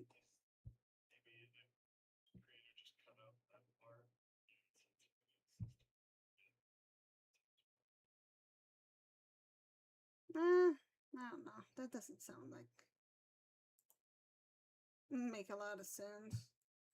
Cause he will say everything like, she getting shred. She unalive herself. Like, The he movie doesn't. begins as we are introduced to a new horror game called Stay Alive. This game is still under beta testing stage, so the company has asked a lot of people to test the game, one of Yeah. whom is The P word? What is that? What is the P word? The pedo, the P file? Okay, yeah. The PDF file. In the opening scene, we see a young woman waking up in a mysterious white cube. She has no idea where she is or how she got there. The first thing she does is plead for help, hoping that someone will hear her. However, after several minutes of screaming, no one comes. Realizing that she is all alone, the woman decides to scan the place herself. She curiously places her hand on a wall, and to her surprise, a door magically opens. The woman excitedly walks through the door, only to find herself in She's so another strange excited. room, which has reverse gravity. Due to this, she is instantly pulled up, seemingly to her death. Elsewhere, we see a man named Thomas McGuire, who also finds himself inside the cube. He has a suitcase with him, which is apparently locked by a code. Thomas tries his best to open it, hoping that it can provide him with clues to escape. However, after a bit of trying, he gives up, mumbling. All of a sudden, Thomas hears a scream in the distance and realizes that someone has been attacked. Losing all hope of escaping alive, he then begins praying to Attacked. God. In the following scene, we see a beautiful woman named Kate inside the cube. While she is investigating the place, she notices a man on the ground and rushes to check on him. The man abruptly stands up and attempts to attack her, but after a bit of questioning, he realizes that she's just as clueless as he is. The man then introduces himself as Simon, and they start talking about their Give him a bizarre kiss. situation. Soon after, they notice another guy named Kiss the Max baby. in another room. He is revealed to be a famous game developer who knows a great deal about computers. While looking for him, Kate comes upon a blind girl named Sasha, who is very afraid. Suddenly, another door opens, and a man in specs named Jerry enters, labeling the chamber as number 4. Jerry informs Kate that he has been contemplating this for 6 hours and has only visited 3 rooms. According to him, these rooms are moving, yet no one within can feel that. How do you know, Jerry? Moments later, the group is startled by a commotion in the distance. The blind girl, Sasha, says that something is pursuing them and that they must flee immediately. However, Jerry opens a door and discovers Max trying to help Thomas, who has attempted to commit the unthinkable. Fortunately, before he can pass away, the group lowers him down. After checking his ID, Max reveals that he worked with Thomas 2 years ago, as they were both tasked with breaking the Pentagon mainframe. A few seconds later, another door opens and an elderly woman enters. She appears confused and claims to be looking for her gym. She introduces herself as Mrs. Paley, and it seems like she suffers from short-term memory loss. Following this, the violent guy of the group, Simon, tries to pressure Thomas into providing information regarding the cube. However, the latter is unable to answer anything because of his critical condition. This causes a minor ruckus amongst the group, but they are quickly interrupted when the cube begins to move. Enraged, Simon asks Thomas once more about what is going on, and the old man finally speaks up. He says that they must figure out a code to escape the mysterious place. Max tries to open a door, but fails as he feels a wiggle on the wall. Then, all of a sudden, Goblin a wall one? closes in, and the room tilts to one side. They all pass through the door, one by Goblin one. However, when it comes to Thomas, he handcuffs himself and swallows the key. Kate and Simon watch in horror as Thomas is smashed by the wall, while his suitcase is shredded to pieces. Later, the guy in specs, Jerry, numbers each room until they arrive at the 10th one. In a shocking turn of events, he then informs the group that he designed these door panels and touch sensors to connect one area to the next. However, he never met the actual owners, as he was simply working as a freelancer. Hearing this, Kate and Simon become angry with him for not addressing it earlier. Jerry, on the other hand, claims that he did not say it before because he had signed a confidentiality agreement. He then states that he had no idea what they were working on, but he had heard a rumor about quantum teleportation. Speak English, Jerry, you nerd. Just then, Mrs. Paley notices You an object nerd. and believes it to be a tesseract. Upon looking closer, Jerry confirms this and informs the others that they are in a tesseract, or hypercube. What the He frick said is a that tesseract? is a 4-dimensional equivalent of a cube that represents a path thank through you. the boundless universe. I'll shut up No, now. to the others, we've seen Endgame. However, he We also saw said Endgame. that it is simply a theoretical construct and is not meant to be real. Meanwhile, the group group starts noticing the number 60659 everywhere they go. When Max opens the door, he notices a woman in a red dress laying on the floor. When he tries to enter that room, he is dragged oppositely by reverse gravity and falls on the floor. After that, the others also follow him to that room. The woman then awakens and is surprised to find herself in such a weird place with strange people. She introduces herself as Julia, a big shot attorney. Following this, they each reveal their occupation and their last memory before arriving here. Jerry confesses that he is a married engineer whose last memory before waking up here was going to bed. Kate is a psychotherapist Going to bed? who is on her way home from the hospital. When it's Simon's turn, he lies that he is a management consultant when in fact he is a private detective. He claims that the last thing he remembers was going out for drinks. Max then reveals that he is a computer program designer and that he fell asleep before waking up here. Sasha claims that she was completing her schoolwork as usual in the kitchen. Yes. Haley, a retired theoretical mathematician, explains that she was in the park looking for her dog before arriving. Well, I should At go back. last, the attorney Julia Oh, reveals that you know she what? was I at keep a forgetting party that I the can night before. actually None of teleport. these people have interesting stories. Moments later, the cube begins to out of nowhere. The strange thing is that the watch is identical to Jerry's. It even has his name engraved on it. Later, the group goes to another room and discovers a dead man named Dr. Rosenvig, whose body is covered in Rosenvig. equations. Max then explains that Dr. Rosenvig was the top theoretical physicist in the quantum chaos field last year and was even nominated for the Nobel Prize. They see several equations and formulas scribbled on the room's walls. The group notices the number 60659 once again, and this time, Kate writes it down on her hands. Meanwhile, Mrs. Paley gets confused in her memory and claims to be seeking her dog, Izon. Izon is an international weapons manufacturer where she used to work as a mathematician. The group realizes they are somehow linked to Izon because they have all worked with or against him. Kyoto Mrs. Growl Paley then begins babbling Voluntary. about how she doesn't care what Tokyo Alex Trusk Growl. thinks and that she doesn't want to be a part of this nonsense. When Jerry and Max hear this, they're taken aback because Alex Trusk is a computer legend who is known around the world. They believe that this kind of computer is something that only Alex Trusk could create. Moments later, Mrs. Paley opens a door and shockingly finds another version of herself pleading for help. But before anyone can react, Simon's doppelganger finishes her off before being killed by crystal beams himself. Witnessing this, the group on the other side is shaken to the core. Jerry believes it is a parallel universe, while Max and Julie optical illusion. In the next scene, the group continues to move from one room to the next. When Kate inquires about Alex Trusk, Max reveals that he is the person who programmed the virus that destroyed the Tokyo Stock Exchange 2 years ago, as well as the one who broke into the air traffic control system. However, Jerry argues that there is no such person, and that it is all a hoax spread by conspiracy theorists. Later, when the group is asleep, Simon approaches Jerry and confesses Aw, that he's he is sleeping not on a her. management consultant, That's so but cute. a private detective. He claims that he was in charge of finding a missing Izon employee named Becky.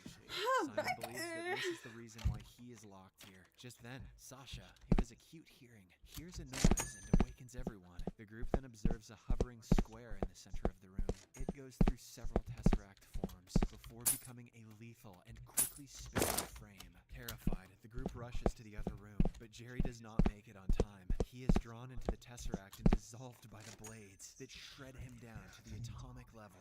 Dork salad coming up. Meanwhile, Kate stays around to help the blind girl Sasha, who is still stuck in the room. They nearly escape death by gathering in one of the room's corners, where the Tesseract cannot reach them. But after a while, it shrinks in size and attempts to track them down. Just when it seems that the two ladies are going to get killed, Kate realizes that the Tesseract only reacts to their movement. So, she and Sasha remain motionless. The plan works, and when the Tesseract doesn't find anyone around, it conforms back to a cube and vanishes. Sasha and Kate are relieved to have escaped death, but they are now separated from the rest of the group. Elsewhere, Simon starts to suspect that Mrs. Paley is an undercover spy of Izon. Therefore, he ties her up and begins terrorizing her. Dang! She appears to Whoa, have no whoa! understanding of what is going on. She constantly switches back and forth between her memories and begins talking about her dog and other family members.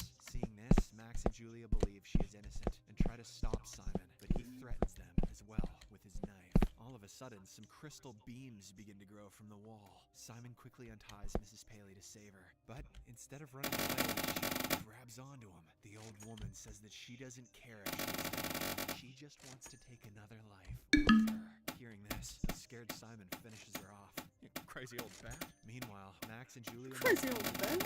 In one of them, Max moves slower than time, while Julia moves too rapidly. He then informs her that these are variable time speed rooms. Thank you, genius Max. Later, Simon encounters Jerry from a parallel dimension. Surprisingly, it turns out this Jerry has just woken up. He has no idea where he is. At this point, Simon has become mad because of hunger. So, he kills Jerry from the parallel universe and takes his watch. Sometime later, Simon eventually comes across Becky, whom he was supposed to Please, find. girl, He informs my Becky that her husband. parents sent him to find her. Please? And hearing this, she becomes happy. But a short while later, Please Simon grill. loses control of his sanity. and Please kills grill her my as husband. well.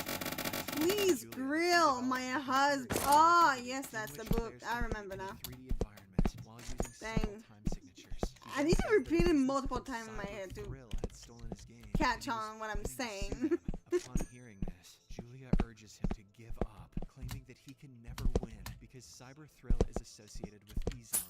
Julia claims to know everything about Izan because she is their attorney. Realizing that they are going to die soon, the two then kiss each other and decide to get intimate. However, they are not aware that they are in a Cute. zero-gravity, time-dilated room. As a result, they age quickly and pass away, floating in the air. Not a bad way to go, though. Meanwhile, Kate is taken aback when she discovers horrifying alternative scenarios for her own death. Sasha informs her that time and space are warped at their current location. The Tesseract will explode soon, and reality will crumble. She then reveals herself to be Alex Trusk, the hacker behind the Tesseract's development. Alex admits that when she found out Izan was actually putting people within the Tesseract, she tried to stop it. They tried to hurt her, so she escaped into the only place they wouldn't follow. Kate is taken aback by the revelation, but she still hopes there is a way out. Just then, an insane Simon arrives in the room and threatens to kill Alex, so Kate stabs him in one eye. However, he exits the room and quickly reappears behind Alex, aged and blind in one eye.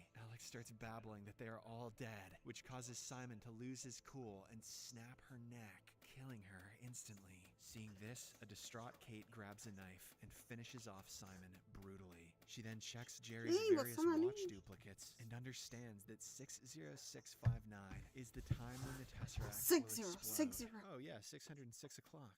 Realizing that she doesn't have much time left, Kate snatches Alex's necklace, which contains a bunch of sensitive information about Izan. Using this, she unlocks a panel at the bottom, exposing a dark hole. Kate then waits for a few seconds and jumps at exactly 606:59, right before the hypercube explodes. In the final scene, she awakens in the custody of Izan officials at an unknown facility. Kate gives them the necklace, but due to their confidentiality, she is immediately shot dead. The film concludes with Wow. Phase 2 is terminated as the operators leave the site.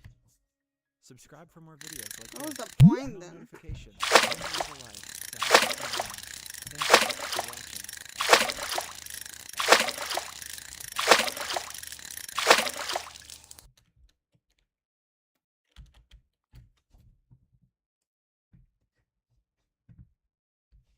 The movie opens up with a harrowing scene of a school attack, with children screaming and paramedics rushing to the area.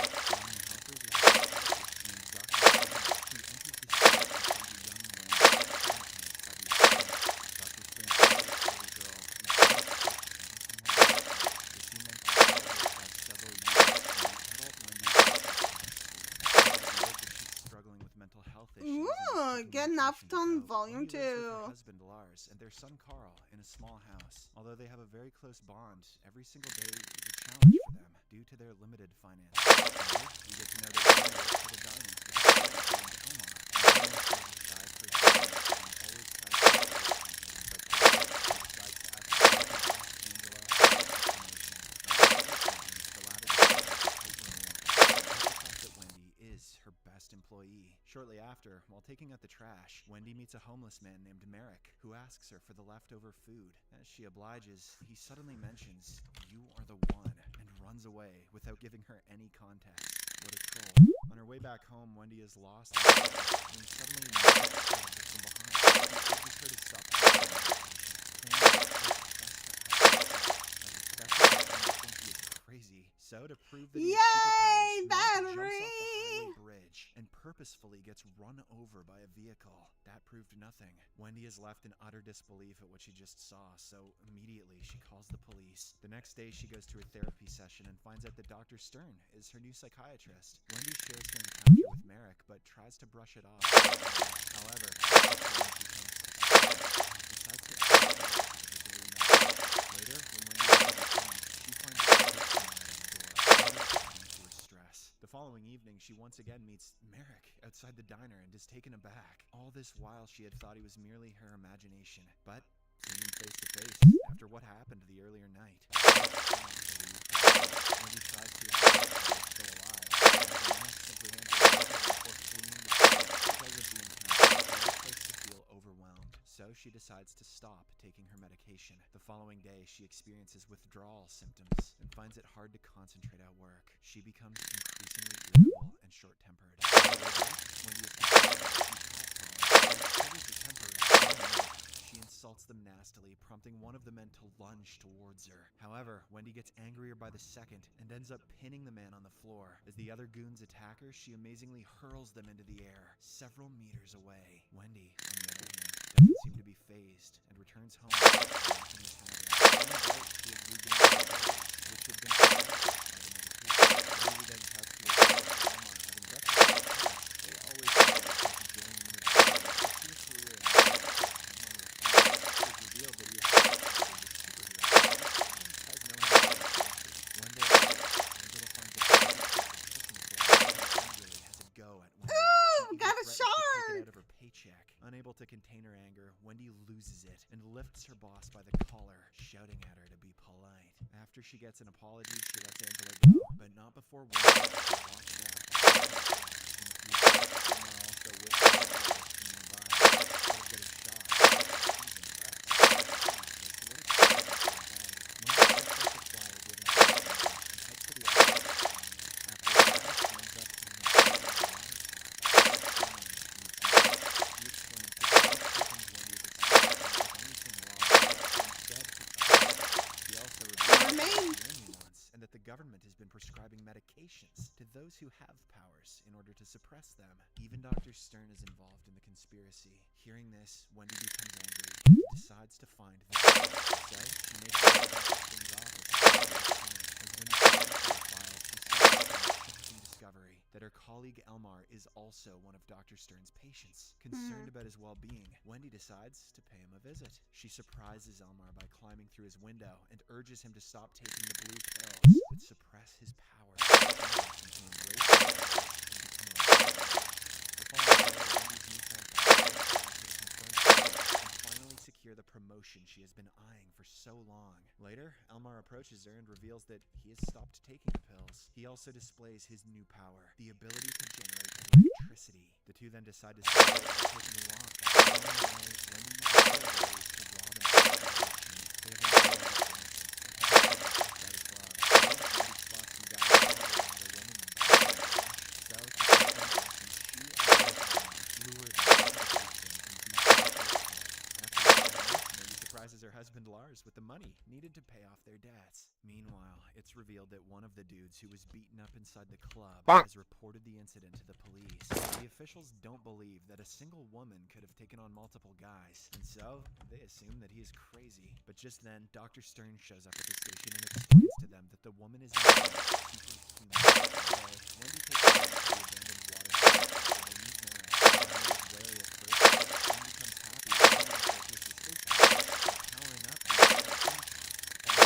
Merrick mentions the possibility that the chief engineer people like that. He explains that from the outside, it's like a psychiatric hospital. It's nucleus in it. It's a prison. Merrick reveals that he's spent 90 years inside the facility. Wendy thinks it'll take at least the prison to the facility. She and Elmar also convince me to stay on. Later, upon arriving at the facility, Wendy puts on a disguise and flirts with the guard. She ends up tricking him and ties him up, while Elmar uses his powers to short-circuit the entire system, disabling the cameras. As they make their way to the patient's cells, they are spotted by the guards, who manage to shoot Merrick. However, he is totally unaffected due to his near-invincible What? body. As the The trio fell? runs outside. They are surrounded by a dozen guards, but Elmar electrocutes them in an instant before running away. Wendy is sickened by the violence of the process. She is especially worried that the guards are dead. He instead boasts his abilities and declares his desire to become a superhero. Merrick, however, is furious with Elmar's words and explains that his reckless attitude is what led to people like them being locked up in the first place. He reveals that he once tried to be a hero, which ultimately resulted in the tragic death of his wife.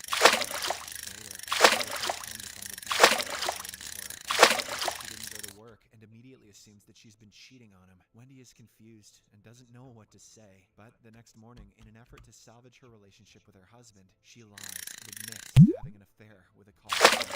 However, she also explains that Mars eventually falls into the river, but her relationship is strained. Meanwhile, Elmar meets with Dr. Stern and admits that he has been experiencing strange visions lately. He confesses that he dreamt of a homeless person living in an abandoned water park, referring to Merrick and betraying him. When he then cuts to the water park, Merrick's hideout is raided by the police.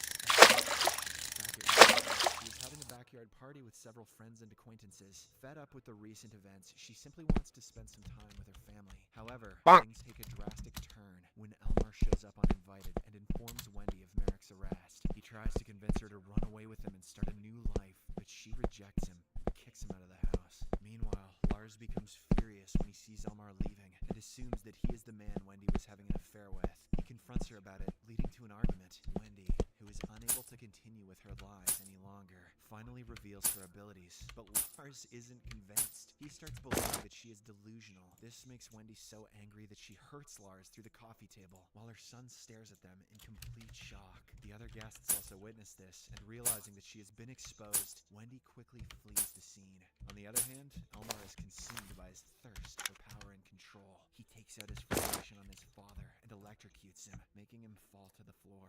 Wendy, who happens to be nearby, hears the commotion and rushes to help. However, by the time she reaches the old man, he is unresponsive. Elmar again tries to convince Wendy to join forces, but as expected, she refuses. Unfortunately, the decision turns out to be a costly one, as Elmar angrily electrocutes her as well, rendering her unconscious. Here, let's see When what she it does. Let's put this battery in.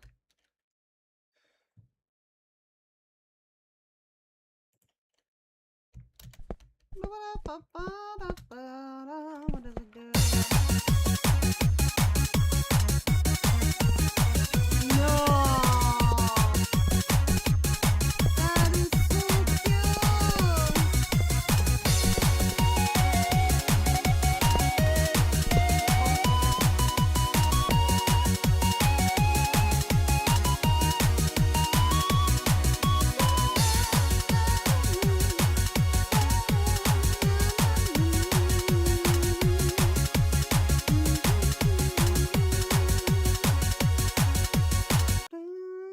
Wow, worth it.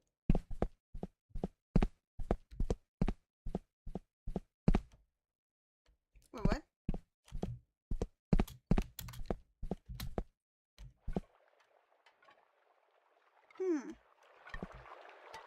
Oh, they all have long hair now.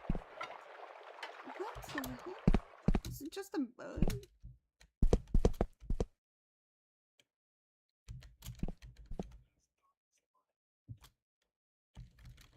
What do you mean?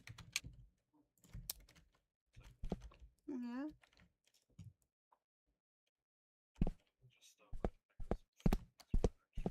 Mhm. Mhm. Well, probably the medicine they gave him. To her senses, Wendy finds herself strapped to a bed in a facility with Dr. Stern. The latter informs her that Elmar is on the run, while his father has luckily been resuscitated by the paramedics. Wendy then tries to free herself from the table, while Dr. Stern tells her that it is for her own safety. A flashback shows a young Wendy with her mother in the principal's office. She had been struggling to connect with her classmates, and as a result, the principal confiscated her CD player. No. All of a sudden, Wendy ascends into a fit of rage and lifts the table up with her bare hands. She then launches it with full force towards the principal, killing him brutally. Punch that into your calculator, Teach. In the present, Dr. Stern reassures Wendy that she isn't a freak, but just needs special care. So, Wendy is admitted into the same psychiatric ward that she previously broke into. Dr. Stern then visits Lars and requests him to bring Wendy's son Carl into her office. She wants to make sure the little boy is not inflicted with any special powers. As days pass by, Wendy is forced to take medication while inside the facility. She also meets Merrick there, but it's clear that he has accepted his fate. One day, Elmar visits Wendy and tells her that they are meant to be together. He also promises to free her from the facility. However,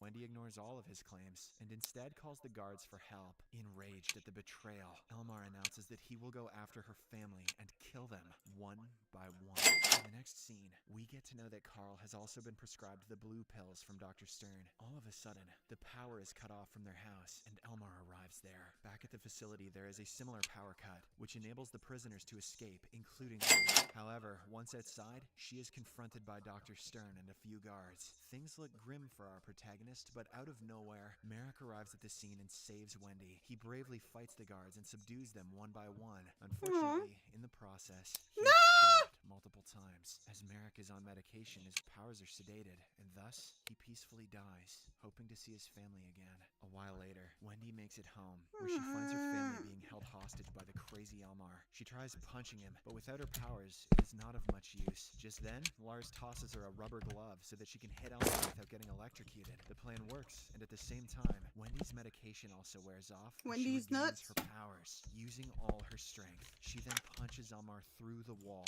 and into the the pool, where he Into the electrocutes poof. himself and dies. After the ordeal, Wendy tearfully embraces her family, knowing that it's Show me time the for her poof to of leave God. and protect them from the government. Yes, landlord She is promises gone. to keep in touch and departs Finally. with a heartfelt goodbye. As she walks away, Wendy feels a newfound sense of purpose I want my and mom to be determination to take here. down the corrupt system that had imprisoned her. Years later, we see Wendy as a vigilante, using her powers to fight for justice and protect those who can't protect themselves. She keeps a watchful eye on her family from a distance, always making sure that they're safe and sound. But Wendy's mission is far from over, as she tracks down the ones who had escaped the facility, seeking to bring them to justice and ensure that no one else has to suffer like she did. The post-credit scene of the movie then reveals that That's a Carl box! inherited his mother's genes. I got a He wet defended box of himself with his Nafuton. words by making Wow, for free. Time to float. Subscribe for more videos Time like to this. float. Turn on notifications and leave a like to help the channel out. Thank you for watching.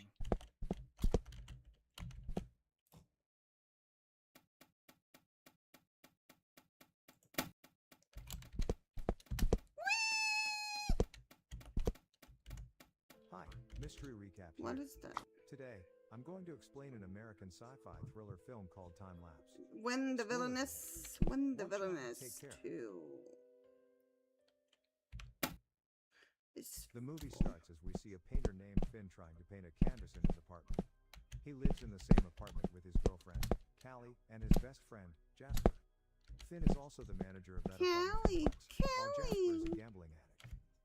That day, Finn Ow! meets the Oh, my apartment security thingy. guard, Big Joe, who Oh, he that invites to a house hurt. party on the next day. Soon after, I the don't remember landlord her calls being to hot inform like him that. one of the tenants called Mr. B is 2 months late to pay his rent. So, Kelly goes to check on Mr. B. okay. She knocks on the door. 2, but no one answers. 6, 4, Bonk. 3, 2, Bonk. 1, 5, Come out for a long time. 6, 1, 5, 3. No. Callie barges 3. in. The three of them go in to see a wall full of Polaroid pictures of their living room. Mr. B had been taking pictures of them through their living room window. Jasper thinks he was spying on them, but there are empty pictures of the room as well. Moreover, 4, some of the 6, pictures 1, collected are 2, missing. 3, 6, 2, 5. No. In their living room is knocked over in it. They figure that the pictures on the walls. I'm taken so from on the edge. scene. My toes are. Later, they are in their apartment talking when Callie suddenly notices over the Recut. The group matches What the does it picture do? with the look of their living What room, toes and it do is a when you're perfect match. stressed? The group realizes that the camera takes photos apparently 24 hours in the future. Suddenly, I the am camera not takes the making picture on it. its own. They look at the picture of the next day when they were going to have a house party. Yeah, Yeah, still I doesn't was believe that the not camera making takes it pictures there. of the future. Callie finds Mr. B's journal, which says that he They has fall seen on his death themselves. through My the toes camera. are folding. So he planned to And it disobey the hurts. cardinal rule of time and causality. Finn examines the picture. One, and finds that three, all of them are three, pictures. 2, 4. However, the wall Five.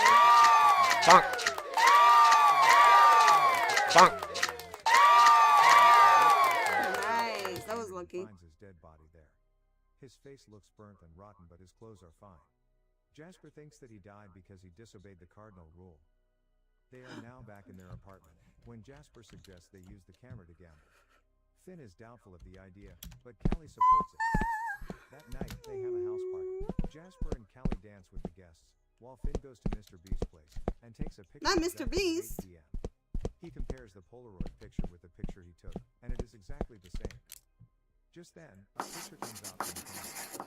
In the picture, he sees the three of them posing for the camera. The paper with the gambling results is pasted on the window. The following day, Finn is still doubtful of the idea that Callie suggests that if they do not do what the picture says, they would be breaking the cardinal rule. They can end up like Mr. B as well. So, Callie starts watering Mr. B's plants and taking his newspaper to make it seem like he is still in his house. Finn looks at the canvas in the picture and paints without having to brainstorm any ideas.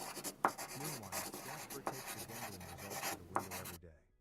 Several days go by and the group runs a lot of money through it, as they cover up Mr. B's disappearance. However, a week later, they receive a picture in which Jasper and Callie... Is it based on the YouTuber Mr. Beast, or I'm confused now? They have to do what it says to follow the cardinal rule.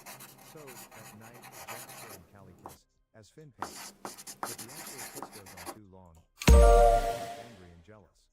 He goes to Mr. B's place, and the new picture is already there. In it, they see Jasper's gambling bookie, Ivan, sitting in the Bookie. living room. The group is shocked because Ivan is by himself. The following day, Jasper is very nervous. He stays on the couch, waiting for Ivan, as Callie and Finn meet. Soon after, Ivan comes to visit. He is suspicious of Jasper's visit, so he threatens Jasper with killing him. Jasper tells him that Ivan and Ivan are gamblers and leave them alone.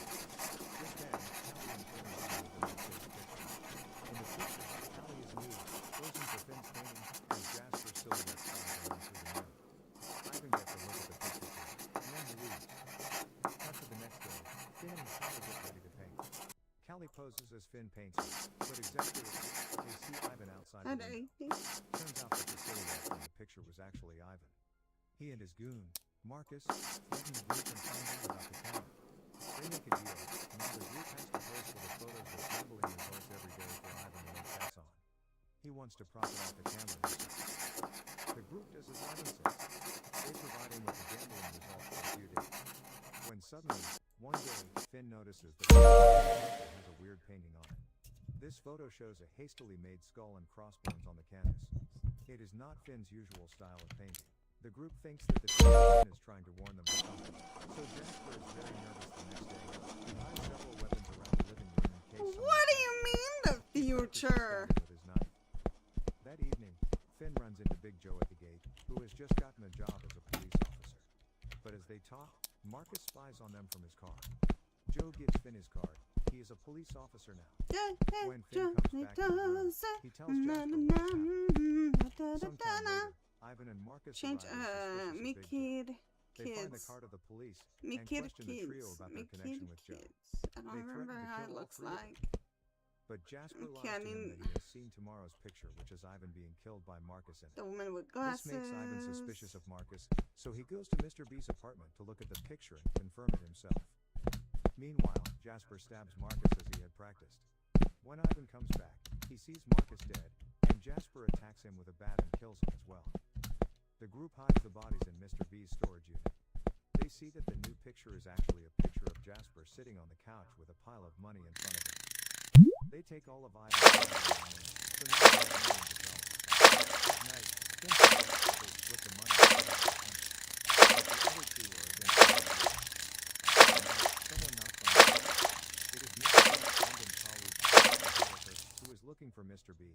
However, Jasper Oh, it's can't keep Mr. their B, story straight about not Mr. So Beast. Dr. Heidecker levels a gun at them and forces them Oh. to confess. Mr. B had written them a letter before his death. In the letter, he told her about the camera he had and about his death. He had also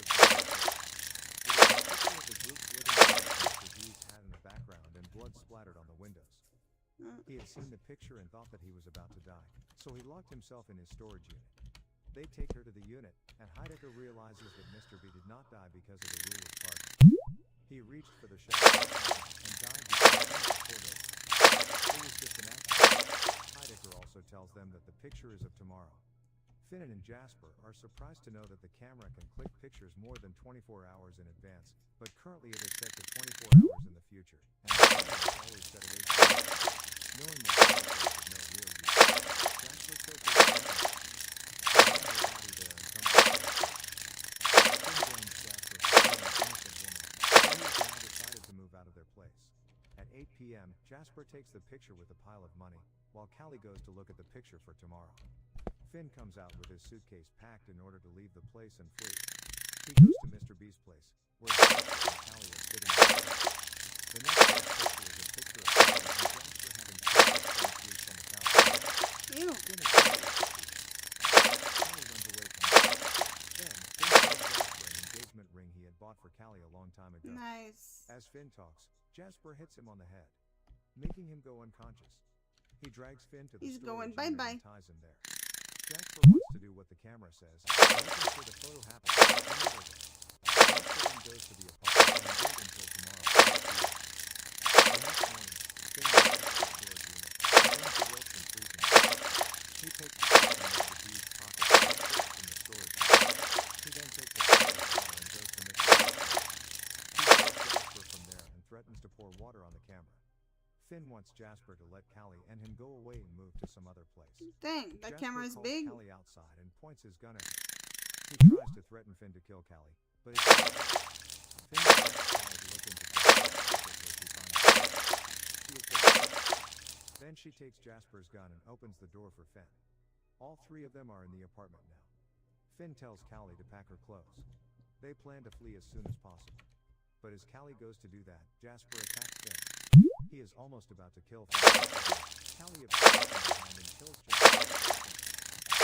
Callie goes into the kitchen to get Finn out of his death. But when Finn opens the cell, he sees him into a different door. Callie makes an excuse, but Finn senses something wrong. She takes him to their room and leaves him there with the ice. However, Finn comes to check and he sees Callie posing for the camera. She has 2 notes pasted on the window. Finn is surprised to see the camera take a picture because it is 8 a.m. This whole time, he thought the camera only takes pictures at 8 p.m. He asks Callie about it, and this is where everything begins. Before the events in the film, Finn and Callie had been having problems with their relationship. Finn had been distant and Callie was not feeling alone, so they had to switch out. What they didn't realize was that these times Callie had been taking pictures of the whole time. When Callie went into Mr. B's apartment for the first time, she saw the machine and the photos. She also saw the pictures that had been taken during her naughtiness with Jasper. This includes the photo of them having sex. She wanted to hide it, so she removed the pictures.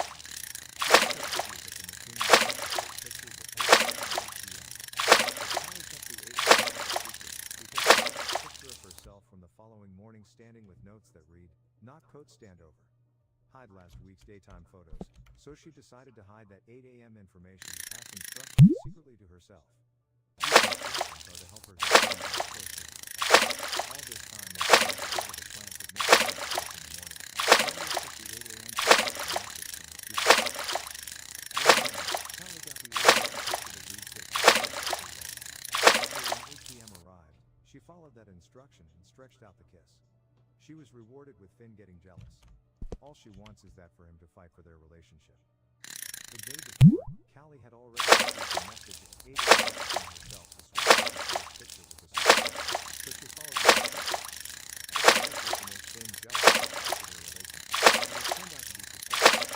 Today, she fought for their relationship harder than she has ever seen. After Callie's truth is revealed, Finn rejects her. He decides that all of this is wrong and he needs to destroy the machine.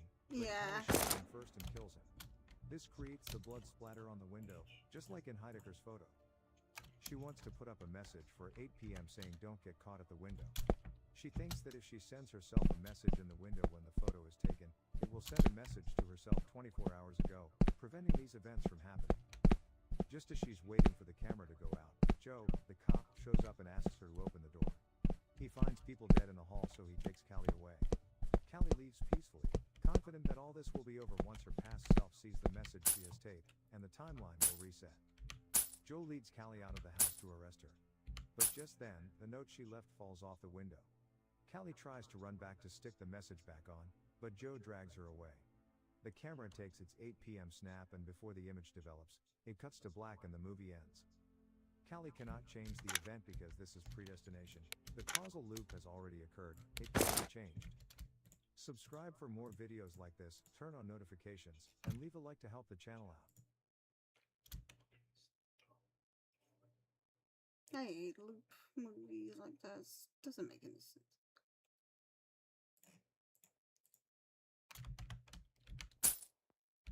Let me just sell my shit, baby.